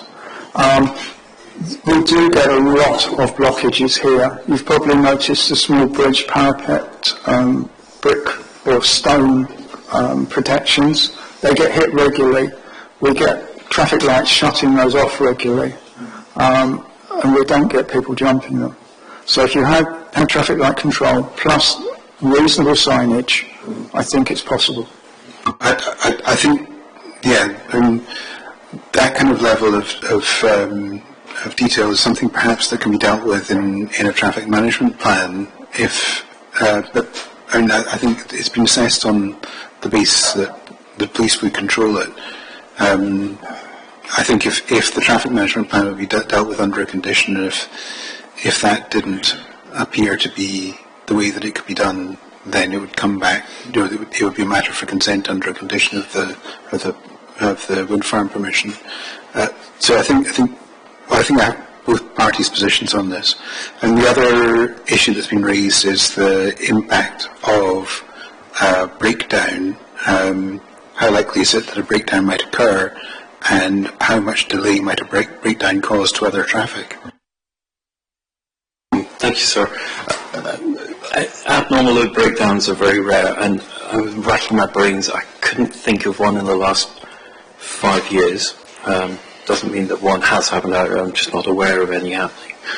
But in terms of an abnormal load breaking down, an escorted abnormal load breaking down, there are a couple of things to consider. First of all, we have a transport management plan that will involve a section specifically on a contingency plan of what happens if you don't get that for Tesco deliveries or forestry movements around the network. There will be round about 3 civilian escort vehicles with each convoy. They'll hold tools, tyre repair equipment, a whole range of other elements. We will also have the traffic management consultant company with the load to help manage that. We've got the police in attendance already. So, and you know, the vehicles themselves are highly specialist. They're checked over every day. They've got a very strenuous maintenance regime, and if the very worst happens, generally on projects that are in more remote areas, there's always a spare tractor unit brought up just in case of, you know, a vehicle being taken out for maintenance or service. So in those regards, a breakdown, I would argue, is very rare, but in the likely event of something occurring, there's a whole range of resources that are already there with the convoy to ensure that the safe movement of the traffic around a breakdown can be accommodated, and hopefully reduce the any level of disruption there, far more so than perhaps people moving static caravans or other such loads. Look, standing your point, I understand your point about the difficulty of getting past the abnormal load. Is there anything else you want to raise on that, Mr. Smith? Just going back to the last point that was being made about the traffic, a breakdown.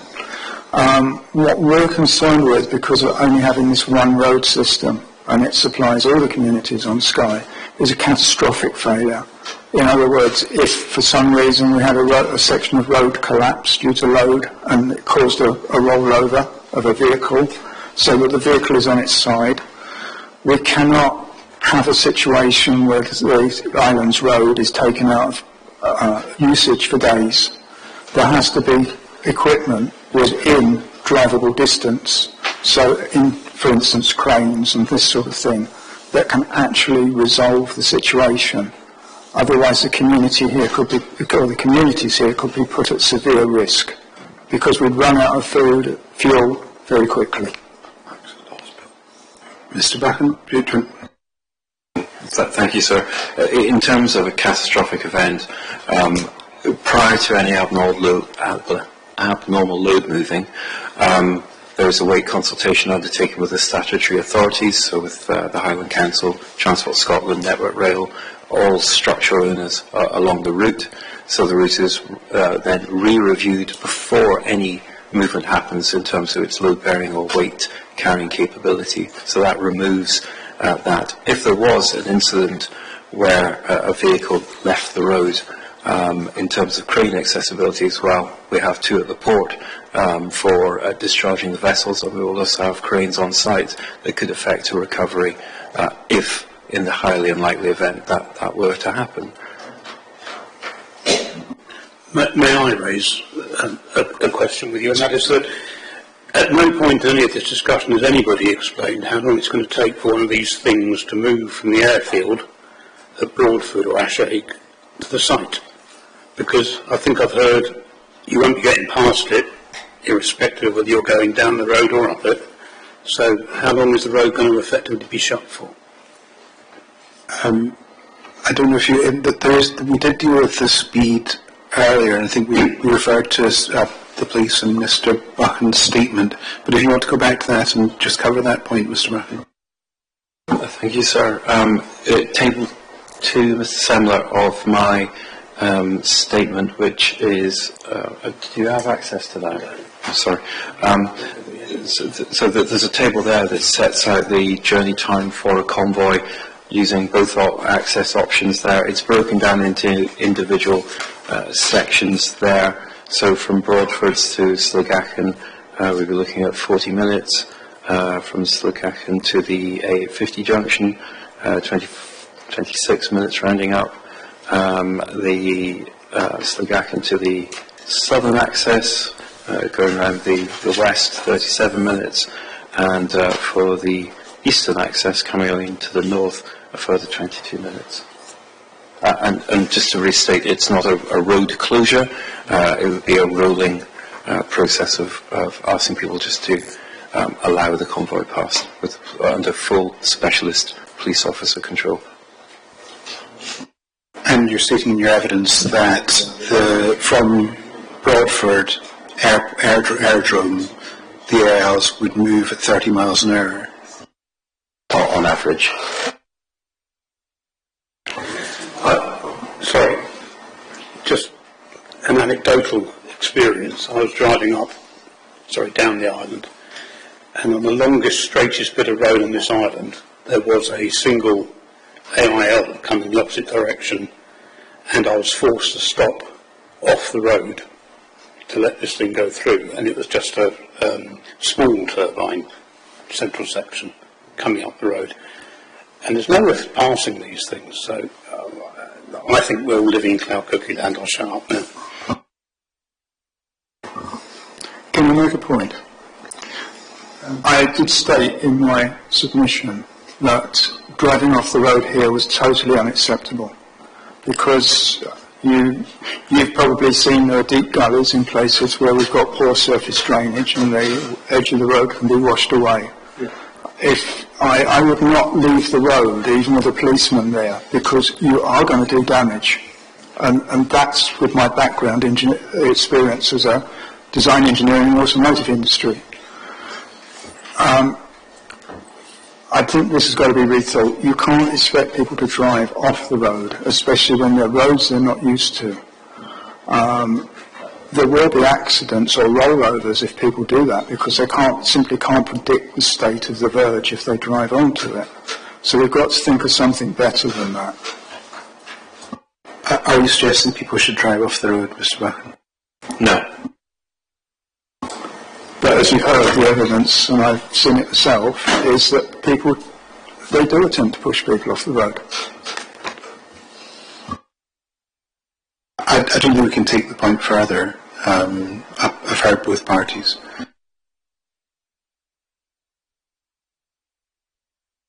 I think this is partly covered. Just moving on to the next point, what impact would the movement of abnormal loads likely to have? The first point is on the road fabric. And my question is about the axle weight of vehicles compared with other vehicles on the roads. That's perhaps the first point. Thank you, sir. So the maximum legal axle load for a non-abnormal load vehicle is 10 tonnes. The highest axle load for the proposed abnormal loads is 12 tonnes, depending upon the component carried and the exact model of that turbine.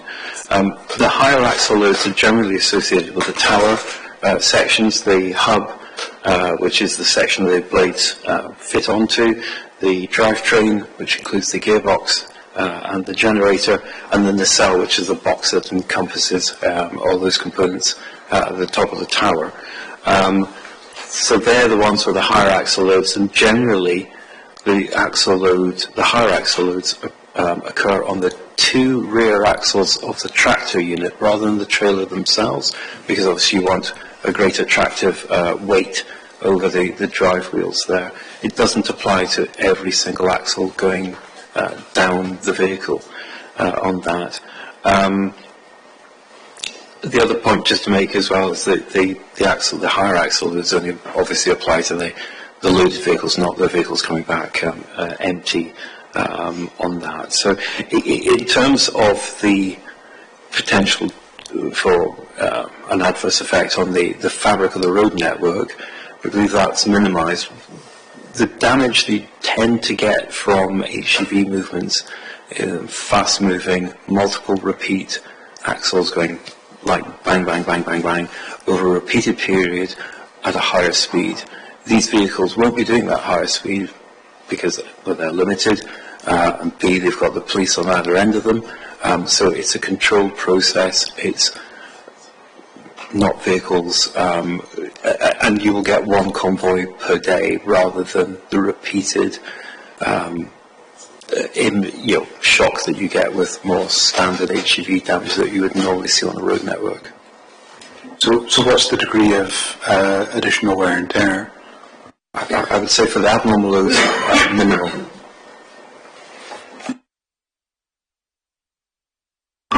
I agreed, I wouldn't contest that, because because of the number of axles that are applied, it's not much difference to an HGV load. I'll skip over the next question then, which relates to dealing with wear and tear. The next question was about the Skye Bridge and the A87 being the sole means of access to Skye from the mainland for most ordinary traffic. What degree of impact would the movement to abnormal loads be likely to have on access using those roads, in particular residents' access to services in shops in Kyle and Broadford, Portree, on emergency vehicles and on deliveries, especially deliveries of perishable goods? Thank you, sir. Again, it comes down to timing. We would like to avoid any impacts with peak periods of the road network, school pick-up drop-off periods, interfering with lifeline ferry services, that type of thing. So we obviously work closely with the police in minimising those time periods. In terms of emergency vehicle access, I'm not aware of any incidents where an emergency vehicle was delayed by an abnormal load movement. There is a communication protocol because of the police control of the convoy. They're alerted to any blue light emergency issue as it develops, and will ensure that emergency vehicles can get past and have priority. You mentioned deliveries of perishable goods. I don't believe there will be a noticeable effect on those movements. Abnormal load deliveries for Strone Leg Wind Farm, for example, travel from Calville Cows to Broadford, and then from Broadford to a site just to the south east of Fort Augustus, and that's circa 67 miles. I was not aware of any, I double-checked, of any news sources reporting any significant concerns expressed by purveyors of perishable goods on the 87 during that time, so I don't foresee any particular issue with that here. Forgive me, was that all the points that you'd asked? I think that covers it, yeah. Thank you. Standing your disagreement about vehicles being able to pass each other, is there anything else you'd like to raise on that? Because of that statement, I feel that as part of the traffic plan, it should be looked at to see if additional lay-bys can be provided, because you've probably noticed we've got very few lay-bys along this road. So there are very few places to actually wave somebody off, or for somebody to find that extra piece of width. And quite often when there are some places to pull off, they're not even hard standing. They're quite often grassy areas. Is that something that might be looked at in a traffic management plan? Not normally, and we would note that the Highland Council nor Transport Scotland have requested that level of infrastructure. Can I come back on that? We're not talking about much longer convoys. If you had 3 76-metre blades, it's a bit different to 3 35-metre blades and the turbines that are there now. So you've got a much longer convoy of vehicles to actually avoid. So if you needed to get an emergency vehicle around those, for instance, you need a decent parking up place to allow them to get past.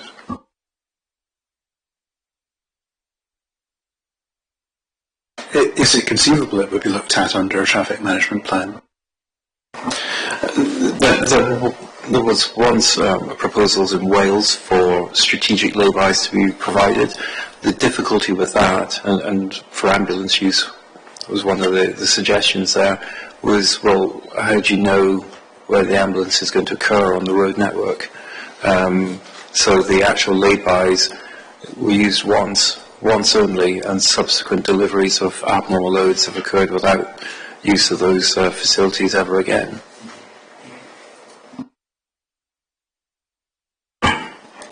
It might be appropriate to look at that in terms of what sections of road have specifically a lot of curves.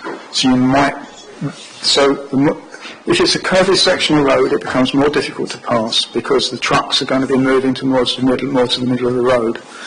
In those situations, it's going to take longer to clear out the way. So maybe the lay-bys you should be looking before or after those sections. So you can either stop oncoming traffic or you can stop a convoy. I think I have parties' positions on this.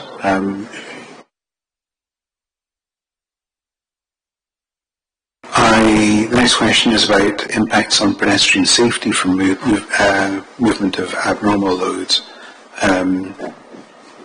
Is there an impact, for instance, at Esavratan? So as we've mentioned previously, there is the traffic management contractor ahead of the convoy that would be removing any street furniture out of the way and asking pedestrians just to hang back from the oversale areas as the load goes through. As soon as the load's gone through, the safety barriers or street furniture, road signs can be replaced, and so in effect there would be no adverse safety impact on pedestrians at those locations. Ryan Schools would obviously try and avoid, with the police's cooperation, going through school pick-up drop-off times. I think I worry about the guys picking up signs and things like this. There are a limited number of people. You can get very big crowds on those curves and at the Siakan Junction. I think something more is required than that. I think you might need signposting to give people plenty of warning and tell them just what's happening.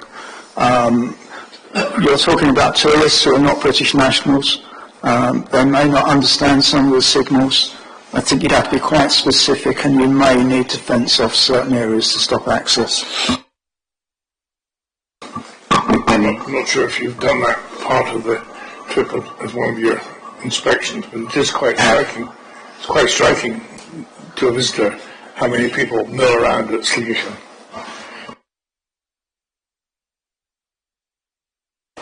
So then, as part of a general construction traffic management plan, you generally have pedestrian signage advising people there may be abnormal loads operating in the area. If it is of assistance, those can be in different languages as well, if that would help. And we can obviously discuss that with the road authorities at that time. Okay. The next question I think we've covered, which was about emergency vehicles. Could I just take us back to table 2 for a minute? I don't want to go over old ground, but when we asked about journey times, in table 2, the applicant calculates it's going to take 30 minutes to drive from Broadford Airport. Well, Broadford Airport is actually in Ashake, on the east side of Broadford. The speed limit through Broadford is 20 miles an hour, and yet the applicant talks about driving through at 30 miles an hour with an abnormal load. And the same with Portree. So the A850 junction, they talk about the speed limit being 30, the vehicles travelling at 30 miles an hour. Again, you're at a 20 mile an hour speed limit at that stage. And residents of Ashake report that it takes at least 40 minutes to drive from Ashake to Sligishan in a normal car. So I would suggest that in table 2, the figures that are presented here are wild underestimates. You'd have to be breaking the speed limit in Portree and in Broadford for starters with an abnormal load trailer. Average speed. Average speed, sir. For the whole section. You're suggesting that these abnormal road trailers carrying 76 metre long blades are going to travel faster than 30 miles an hour? So, we have provided indicative details there based on average speeds.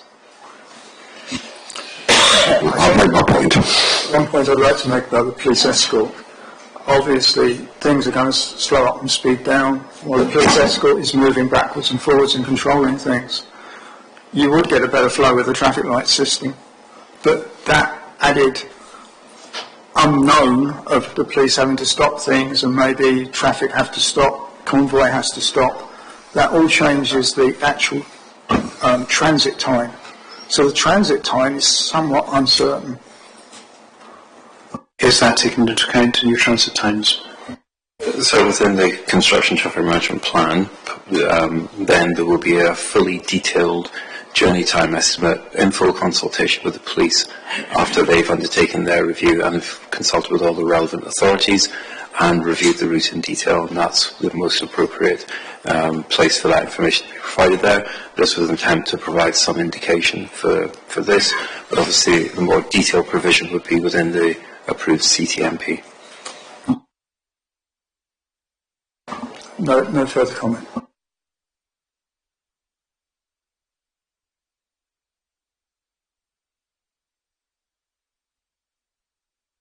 So can we talk about, and this is similar, we've been waiting patiently, I think this is your point. Mr. Buchan's evidence is that even with construction traffic, this is the adequacy of the traffic survey data, even with construction traffic, the amount of traffic on the A87, A850 and A863 would remain within design capacity of the roads, and that's in section 487 of his hearing statement. I put down 2 points, but obviously people can raise other points about that. So the first point was, will cumulative traffic on the road remain with the design capacity of those roads in the scenarios examined in Chapter 11 of the EIRR, which is shown in Table 11.19. And the second is, what remaining, well, that was a second point to allow other people to raise other points on the traffic survey data. So perhaps you could deal with that question first. If we have a look at the table in 11.19 of the EIRR.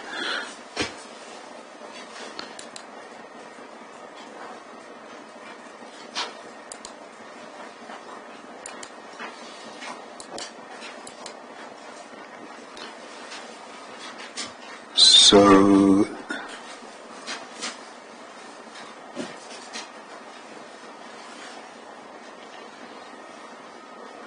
we're seeing cumulative traffic increasing by 445 HGVs from 3,554 to between the on the A87 to the A863 and B883.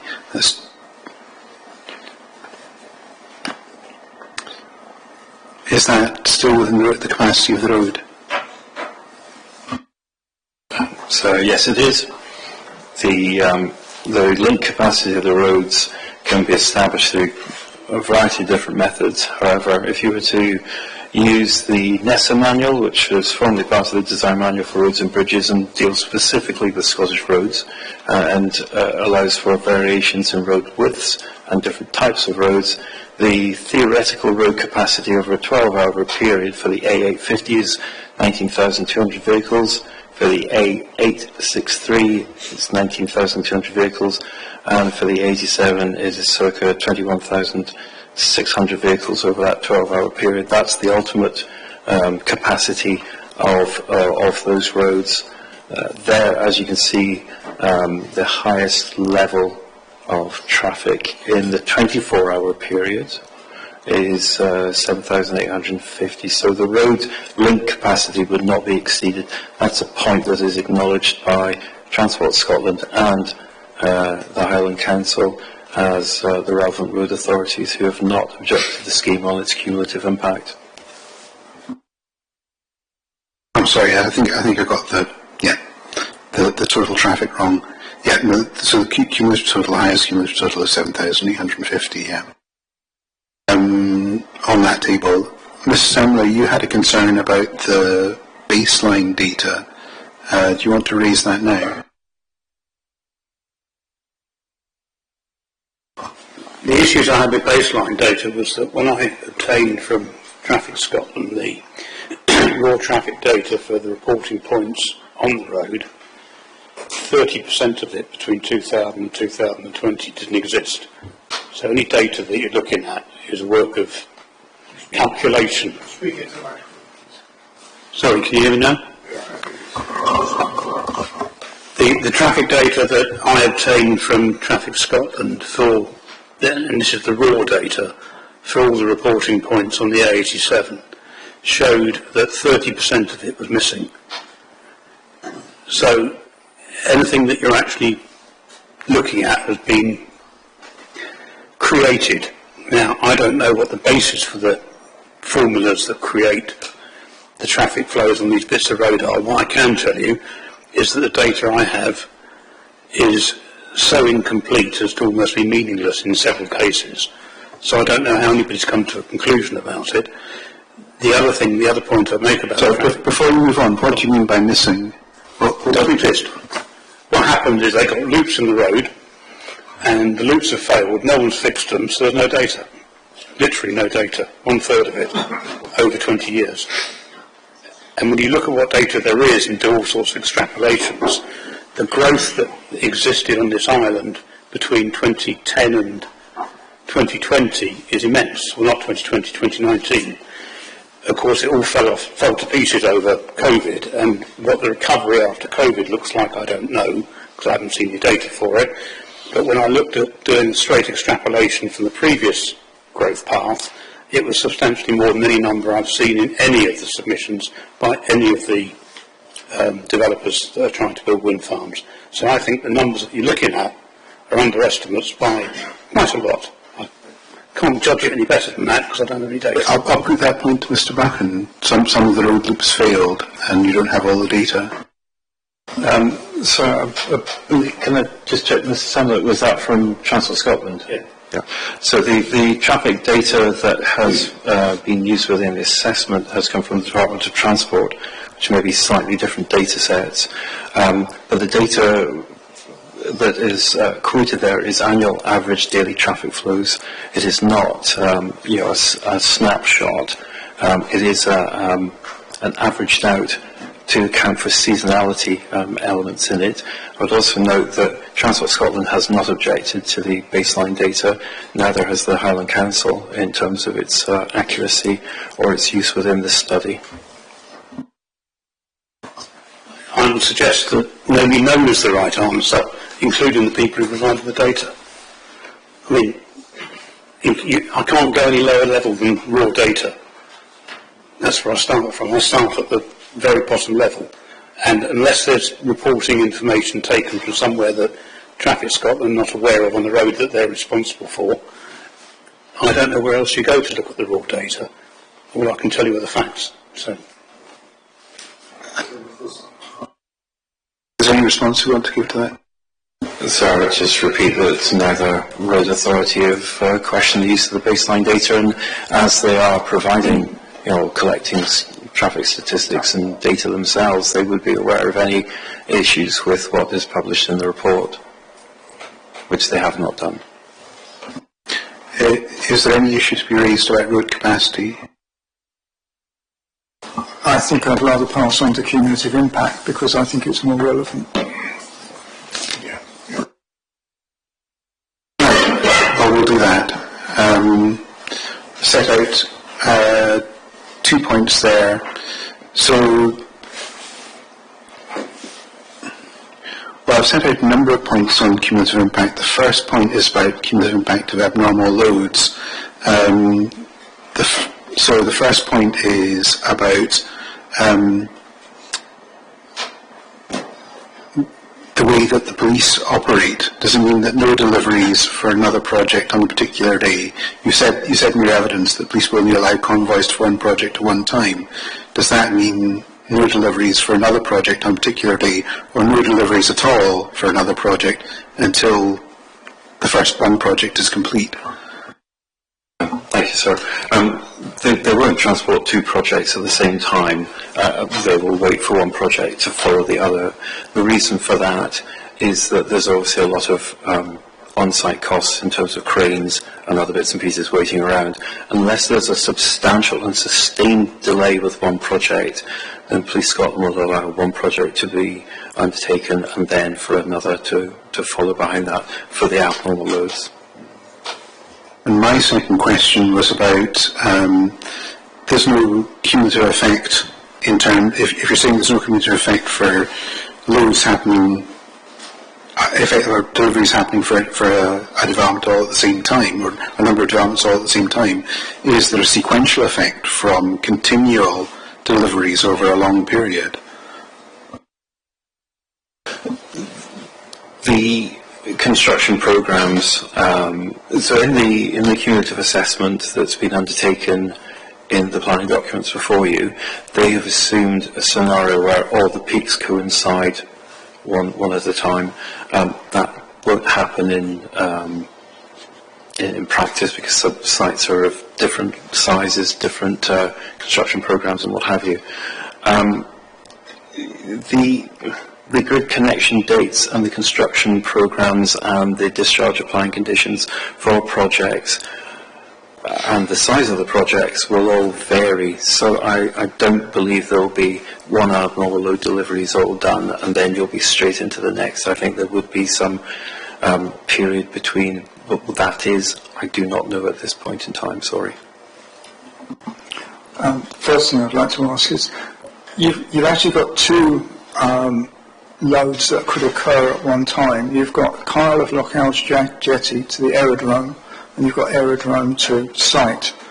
Would those be happening concurrently or sequentially? They may occur on the same day, depends on police resourcing. That would almost certainly cause absolute chaos. If I can expand on that a little bit, I think it's already been noted, all of our fuel, both fuel oil, petrol, and this sort of thing comes to the island by truck. So if they've got to get past two hold-ups, and what we're talking about at Kyle is it's not just one trip, it's a sequence of trips as quickly as they can get those components off the ship. So you could have convoys going backwards and forwards in that area through most of the day with not very big gaps in between because, they have to get the trucks back to the jetty from the airfield before they can load up again. So there's a gap there, but they won't want the ship sitting there for a long time because it's not earning money doing that. So the faster they can unload the ship, the faster is better. Yeah, we paid daily charges for it. Do you want to respond? The delivery periods would be detailed in the CTMP if that is a particular concern for the police and the road authorities and other interested parties. Then those can be staggered. Can Mr. Buchan confirm to me that the CTMP, when it's ready, is really a matter that's negotiated between his clients and the council, and not a matter that the public has access to?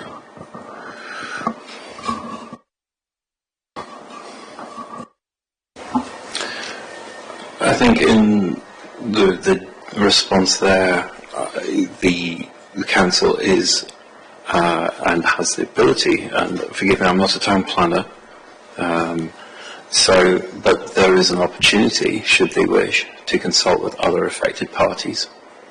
But again, apologies, I'm not a town planner. Mr. Campbell, sir, I can't give you absolute assurance on that. I would defer to those more knowledgeable on that. I wasn't asking for involvement. I just wondered if you were aware of the practice. But thank you, that's a helpful answer. But I'm aware in certain situations in England where that has happened, and in fact has been treated similar to almost to a planning application itself. but I'm not aware in Scotland, but I'm not qualified to comment for here, sorry. I think we could maybe look at whether it could be conditioned in the conditions section. I don't see it in the conditions and as they stand, but the provision of or approval of a cumulative plan, I don't know if that's possible if it involves other developers, but we could maybe look at that. I'd like to describe a picture of what I'm seeing from the cumulative impact. The Sky reinforcement scheme is going to kick off first, and then these other projects are going to be targeted at the completion of that, so they've got so that they can actually connect to start generating power.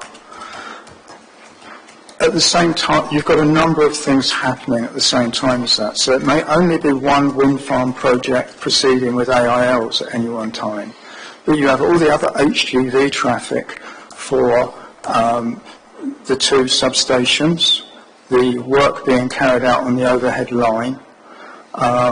There is a further power line that is being worked out now that goes from Dunvegan substation out to Glendale, which we haven't discussed. But this is a reinforcement for the Outer Hebrides, so it forms a loop. So it's not part of energy generation as such, it's security, but there will be vehicles for that as well. If you look at the situation of moving vehicles from Kyle, in the process of moving from Kyle, they will actually go past the proposed Balfour Beatty site, which is opposite Guildford Airfield. That site is intended as a depot both for components and for plant. So you've got this various conflicts of interest between a lot of HGVs with the AILs running on the roads at the same time. So one of the points I was making before about space, it's not just about tourist traffic, it's about this increased number of HGVs, smaller projects, being in conflict with the AIL convoys.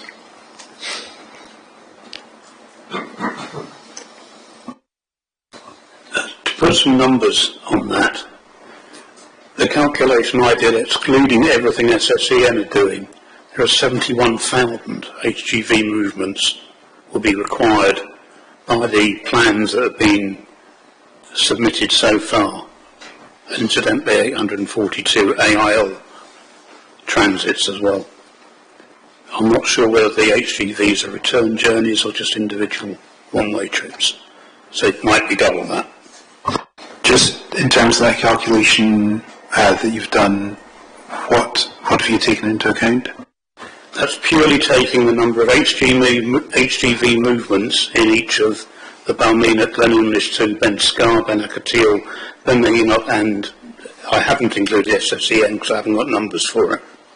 So is that sorry, if you turn the microphone off, is that taking the numbers from table 1119 in the EIA? Is that, or where have you taken the numbers from? It will be from the relevant section in the EIA. I can't tell you exactly which one, but it is out of the EIAs. So, Mr. Batten, do you want to respond on the competition of HGV traffic and AILs? Mr. Smith-Rees.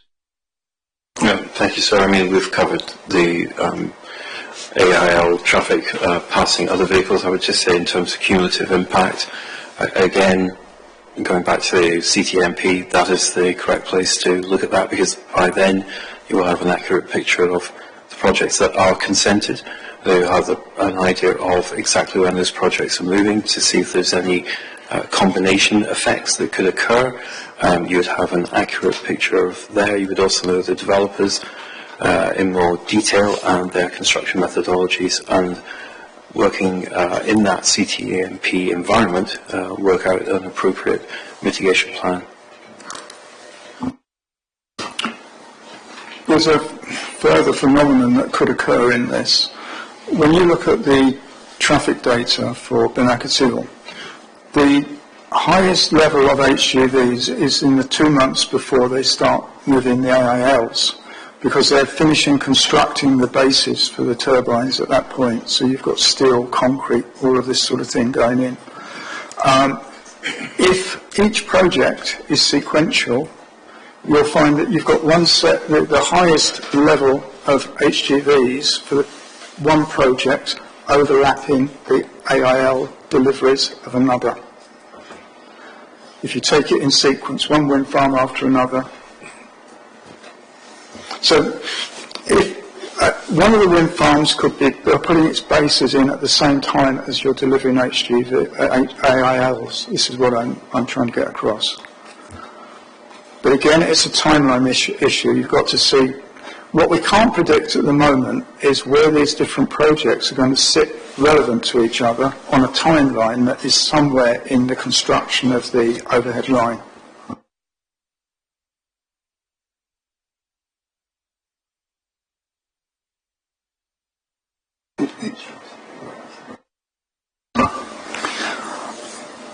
This suggests that this would need to be looked at by the government as what happens with a set of projects across that whole time span.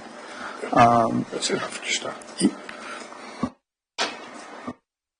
Thank you, sir. I think one key point just to remember on this is not all construction projects have the same construction profile due to differences in terms of the size of the project, its complexity, the length of access tracks you need to build to get to the turbine elements and other elements within the site. Not all of them have a peak of traffic immediately before abnormal loads, and this is why I think it's important when we are writing the CTMP report is that you have the most up-to-date, accurate picture of when this site is going into production and others, so that you can get a highly accurate picture of traffic movements and where issues coincide. I just want to make one point that I'm seeing with planning. When planning is given for a project, there isn't a start time stated. So there is a time in which that planning is valid before it runs out, but you could start at any time in that time span. There is no, as far as I can see, there is no control over that to determine when something should start and the acceptable span of that, especially when you have these multiple projects, because that is going to be part of determining the overlap. But wouldn't a cumulative traffic management plan address that? Only depending on the amount of data you've got at that point. You've got to have something that's continually looking at what is going on and updating. All the projects. Yeah, and it may be that if you've got that, you're going to say to one wind farm development, no, you can't start at this point because you've got too much of an overlap with other projects, and it might not just be wind farms. So if it helps, a CTMP is a live document and can be reactive to changes in the road network and changes in other projects coming online.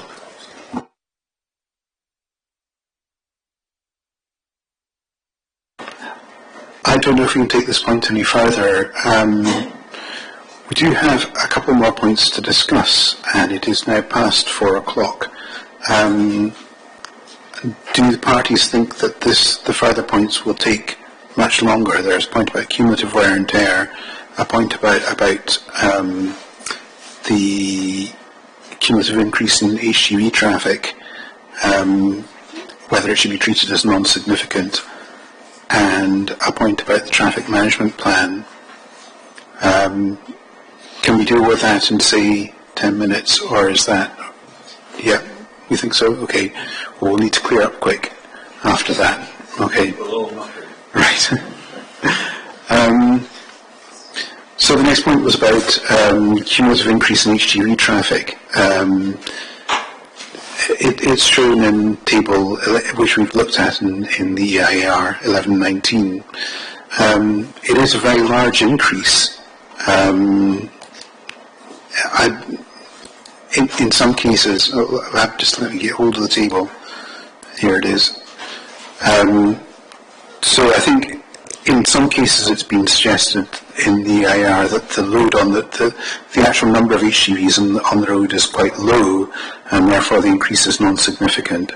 But there are cases where there are still quite a lot of HGVs on the road, and cumulatively there are some very large increases, such as 44% on the A863 between the B8009 and 87. Is that really something that should be treated as non-significant? A 44% increase, 792%, 49% increase of HGVs and 44% increase of total traffic.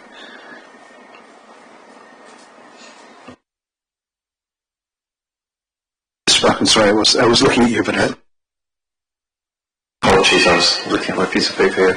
I mean, in terms of the traffic numbers, the numbers have been reported there and have been reviewed by the road authorities, who have not found an issue of how the significance has been assessed there. Just in terms of the wear and tear elements, which I think that you are also mentioning, so there have been similar instances where obviously the applicant wishes to enter into a Section 96 wear and tear agreement with the Highland Council and with Transport Scotland in terms of addressing the wear and tear elements of it there. In terms of cumulative effort elements of that, it is generally regarded as best practice that rather than just do a survey at the start and one at the end, that you do intermediate surveys and that the road condition can be effectively monitored, and there have been instances in East Ayrshire and Dumfries and Galloway where there have been projects operating in proximity to each other, where they have found a way of attributing any abnormal wear and tear to the road network to the appropriate party by reviewing the condition surveys and then reviewing that against the construction profile of what's going on the network there. So that has been considered in other parts of the country. And can that be set out in the cumulative traffic management plan, how that would be organised? Yes, I think that would be the ideal place for it to be there, because then you would have the accurate construction programme from other projects and a monitoring regime to suit. I think going back to what we were saying before about, I think a management plan is needed, but I think it needs to be a multi-project management plan. I think it needs to be a bigger vision. Just an illustration of what I was trying to say a little while back. If you go from Kyle to Old Corrie, which is where they're going to create the one of the substations, you've got entrances coming onto, or driveways coming onto that section of road at the airport, at the Balfour BT site for the overhead line. You've got traffic coming from Kyle Junction along that, from the Kyle Harbour coming along that section of road. When you get into Broadford, you're going to have a Sodexo workers' camp for building a substation, and then you've got the substation entrance itself. That one section of road is going to get inundated by various things, various pieces of transport trying to do various functions. So to look at one project in isolation doesn't tell the story, and it won't solve the problem.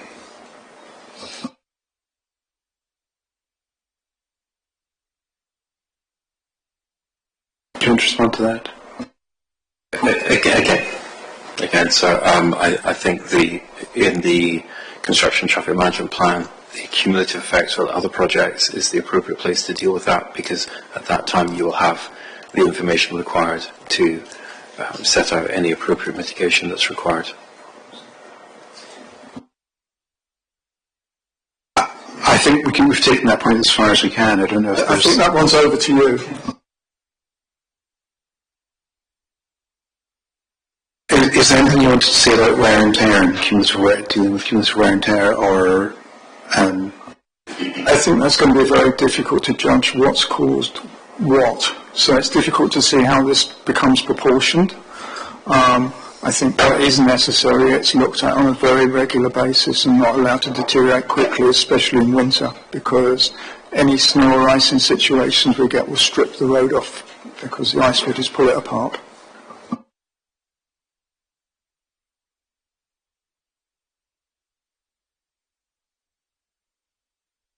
Okay. We'll move on to Section 8, which is the traffic management plan.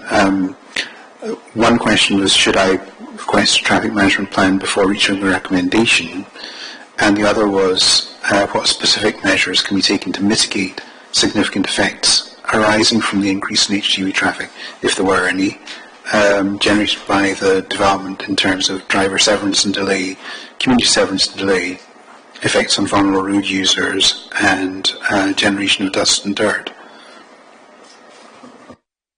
Mr. Rapin. Thank you, sir. In terms of the various measures in the CTMP, there would be kind of a variety of aspects that deal with the impacts that you've described there. There would also be traffic management at key junctions, the agreement of HGV travel times.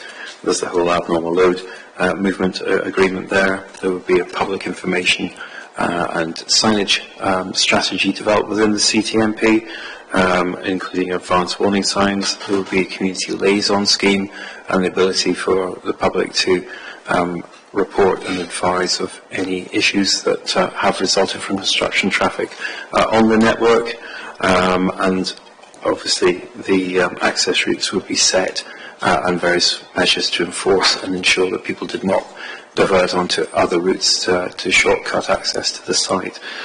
In terms of requesting one prior to determination, we believe a post-consent CTMP, as is the norm in other wind farm applications, would be a far more robust document because it would give you exact details at that time of which projects have been determined, what their accurate delivery programs are, what their start dates are, all of that information that we've discussed here today, and it would also allow us to bring into that further information and the results of detailed consultation with the police relating to abnormal load movements as well. So in terms of community severance and delay, what specifically, how would any of those measures specifically help? So in terms of severance and, well, I think you said driver severance and delay.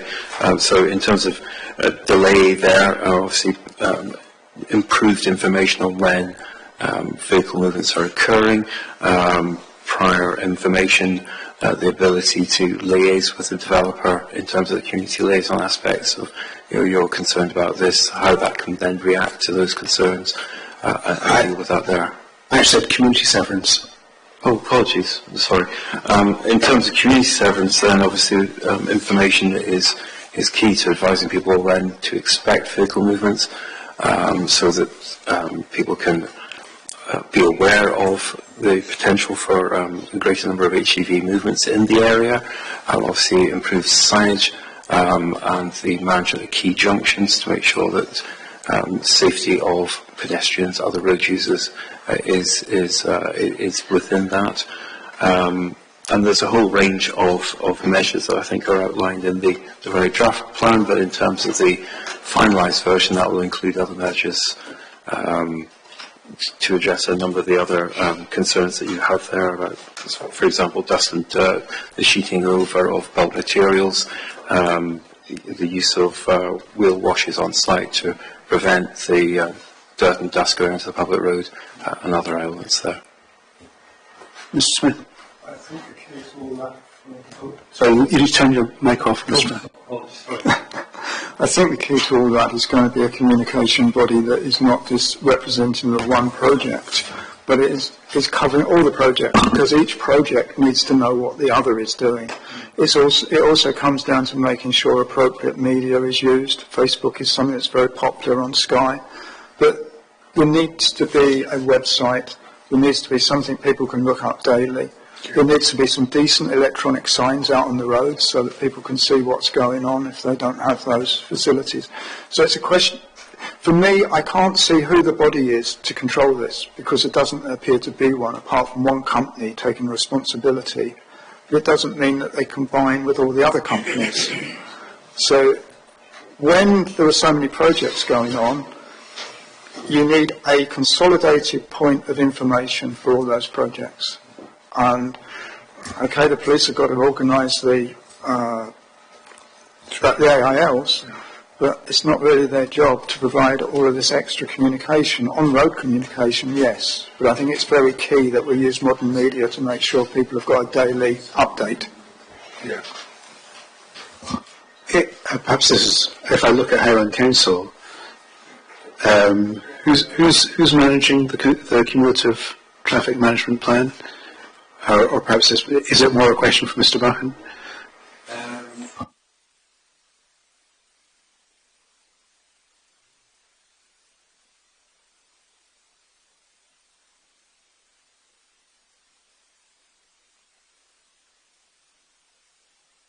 So it's our transport planning team. There's a lot of concern from our transport planning team regarding the cumulative effects and the requirement for a coordinated construction traffic management plan. Are you looking for a name for the officer, or is it? No, not name, just who's managing it. Is it Highland Council? Planning team. I think we would request Mr. Buchan's presence at the conditions session, whether that happens tomorrow or if that's possible, so that we can go through the construction traffic management plan and any other traffic related conditions, because they have been certainly been discussed today, so that would be very helpful. I don't know if I'm answering your question anymore. That answers my direct question, is who's responsible for managing it? Because I understand Highland Council is responsible for managing the cumulative traffic management plan. Is that right? Or I don't think it necessarily is. I think they will be reviewing and getting a reply. Transport Planning and Roads Operational Manager.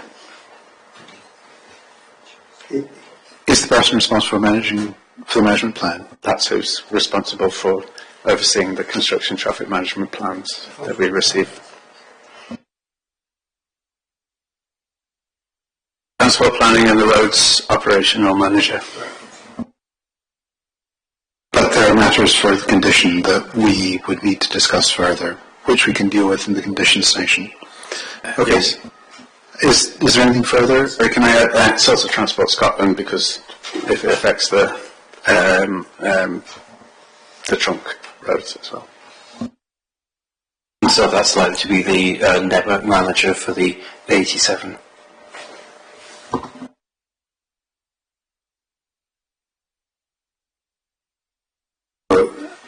Does that deal with the issue? Mr. Smith, is there anything you want to say further on that? I think I just wanted to say one last thing. We can't stress how important the A87 is to the island, for the island's communities. So any disruption is critical. And Faye will go into the economics of that when she gets a chance. It's also necessary to stress, it's also key to the communities of the Outer Isles as well as Rasay. So it's not just about this island, it's about further than this island. And if that structure gets broken down for any reason, we're in real trouble. Because of the ferry network. Yeah, because the link to the Outer Isles is obviously at the Uig ferry. And it's the practice to give the applicant the last word. So, Mr. Buchan, is there anything you want to say to wrap up, to respond to that? No, I will not delay the, I believe it's the juniors dancing team. Yes, I believe so. Well, thank you very much, everyone, for this session. It's been extremely helpful, and a long session, but useful, I think. So we'll need to back up quick now. Thank you.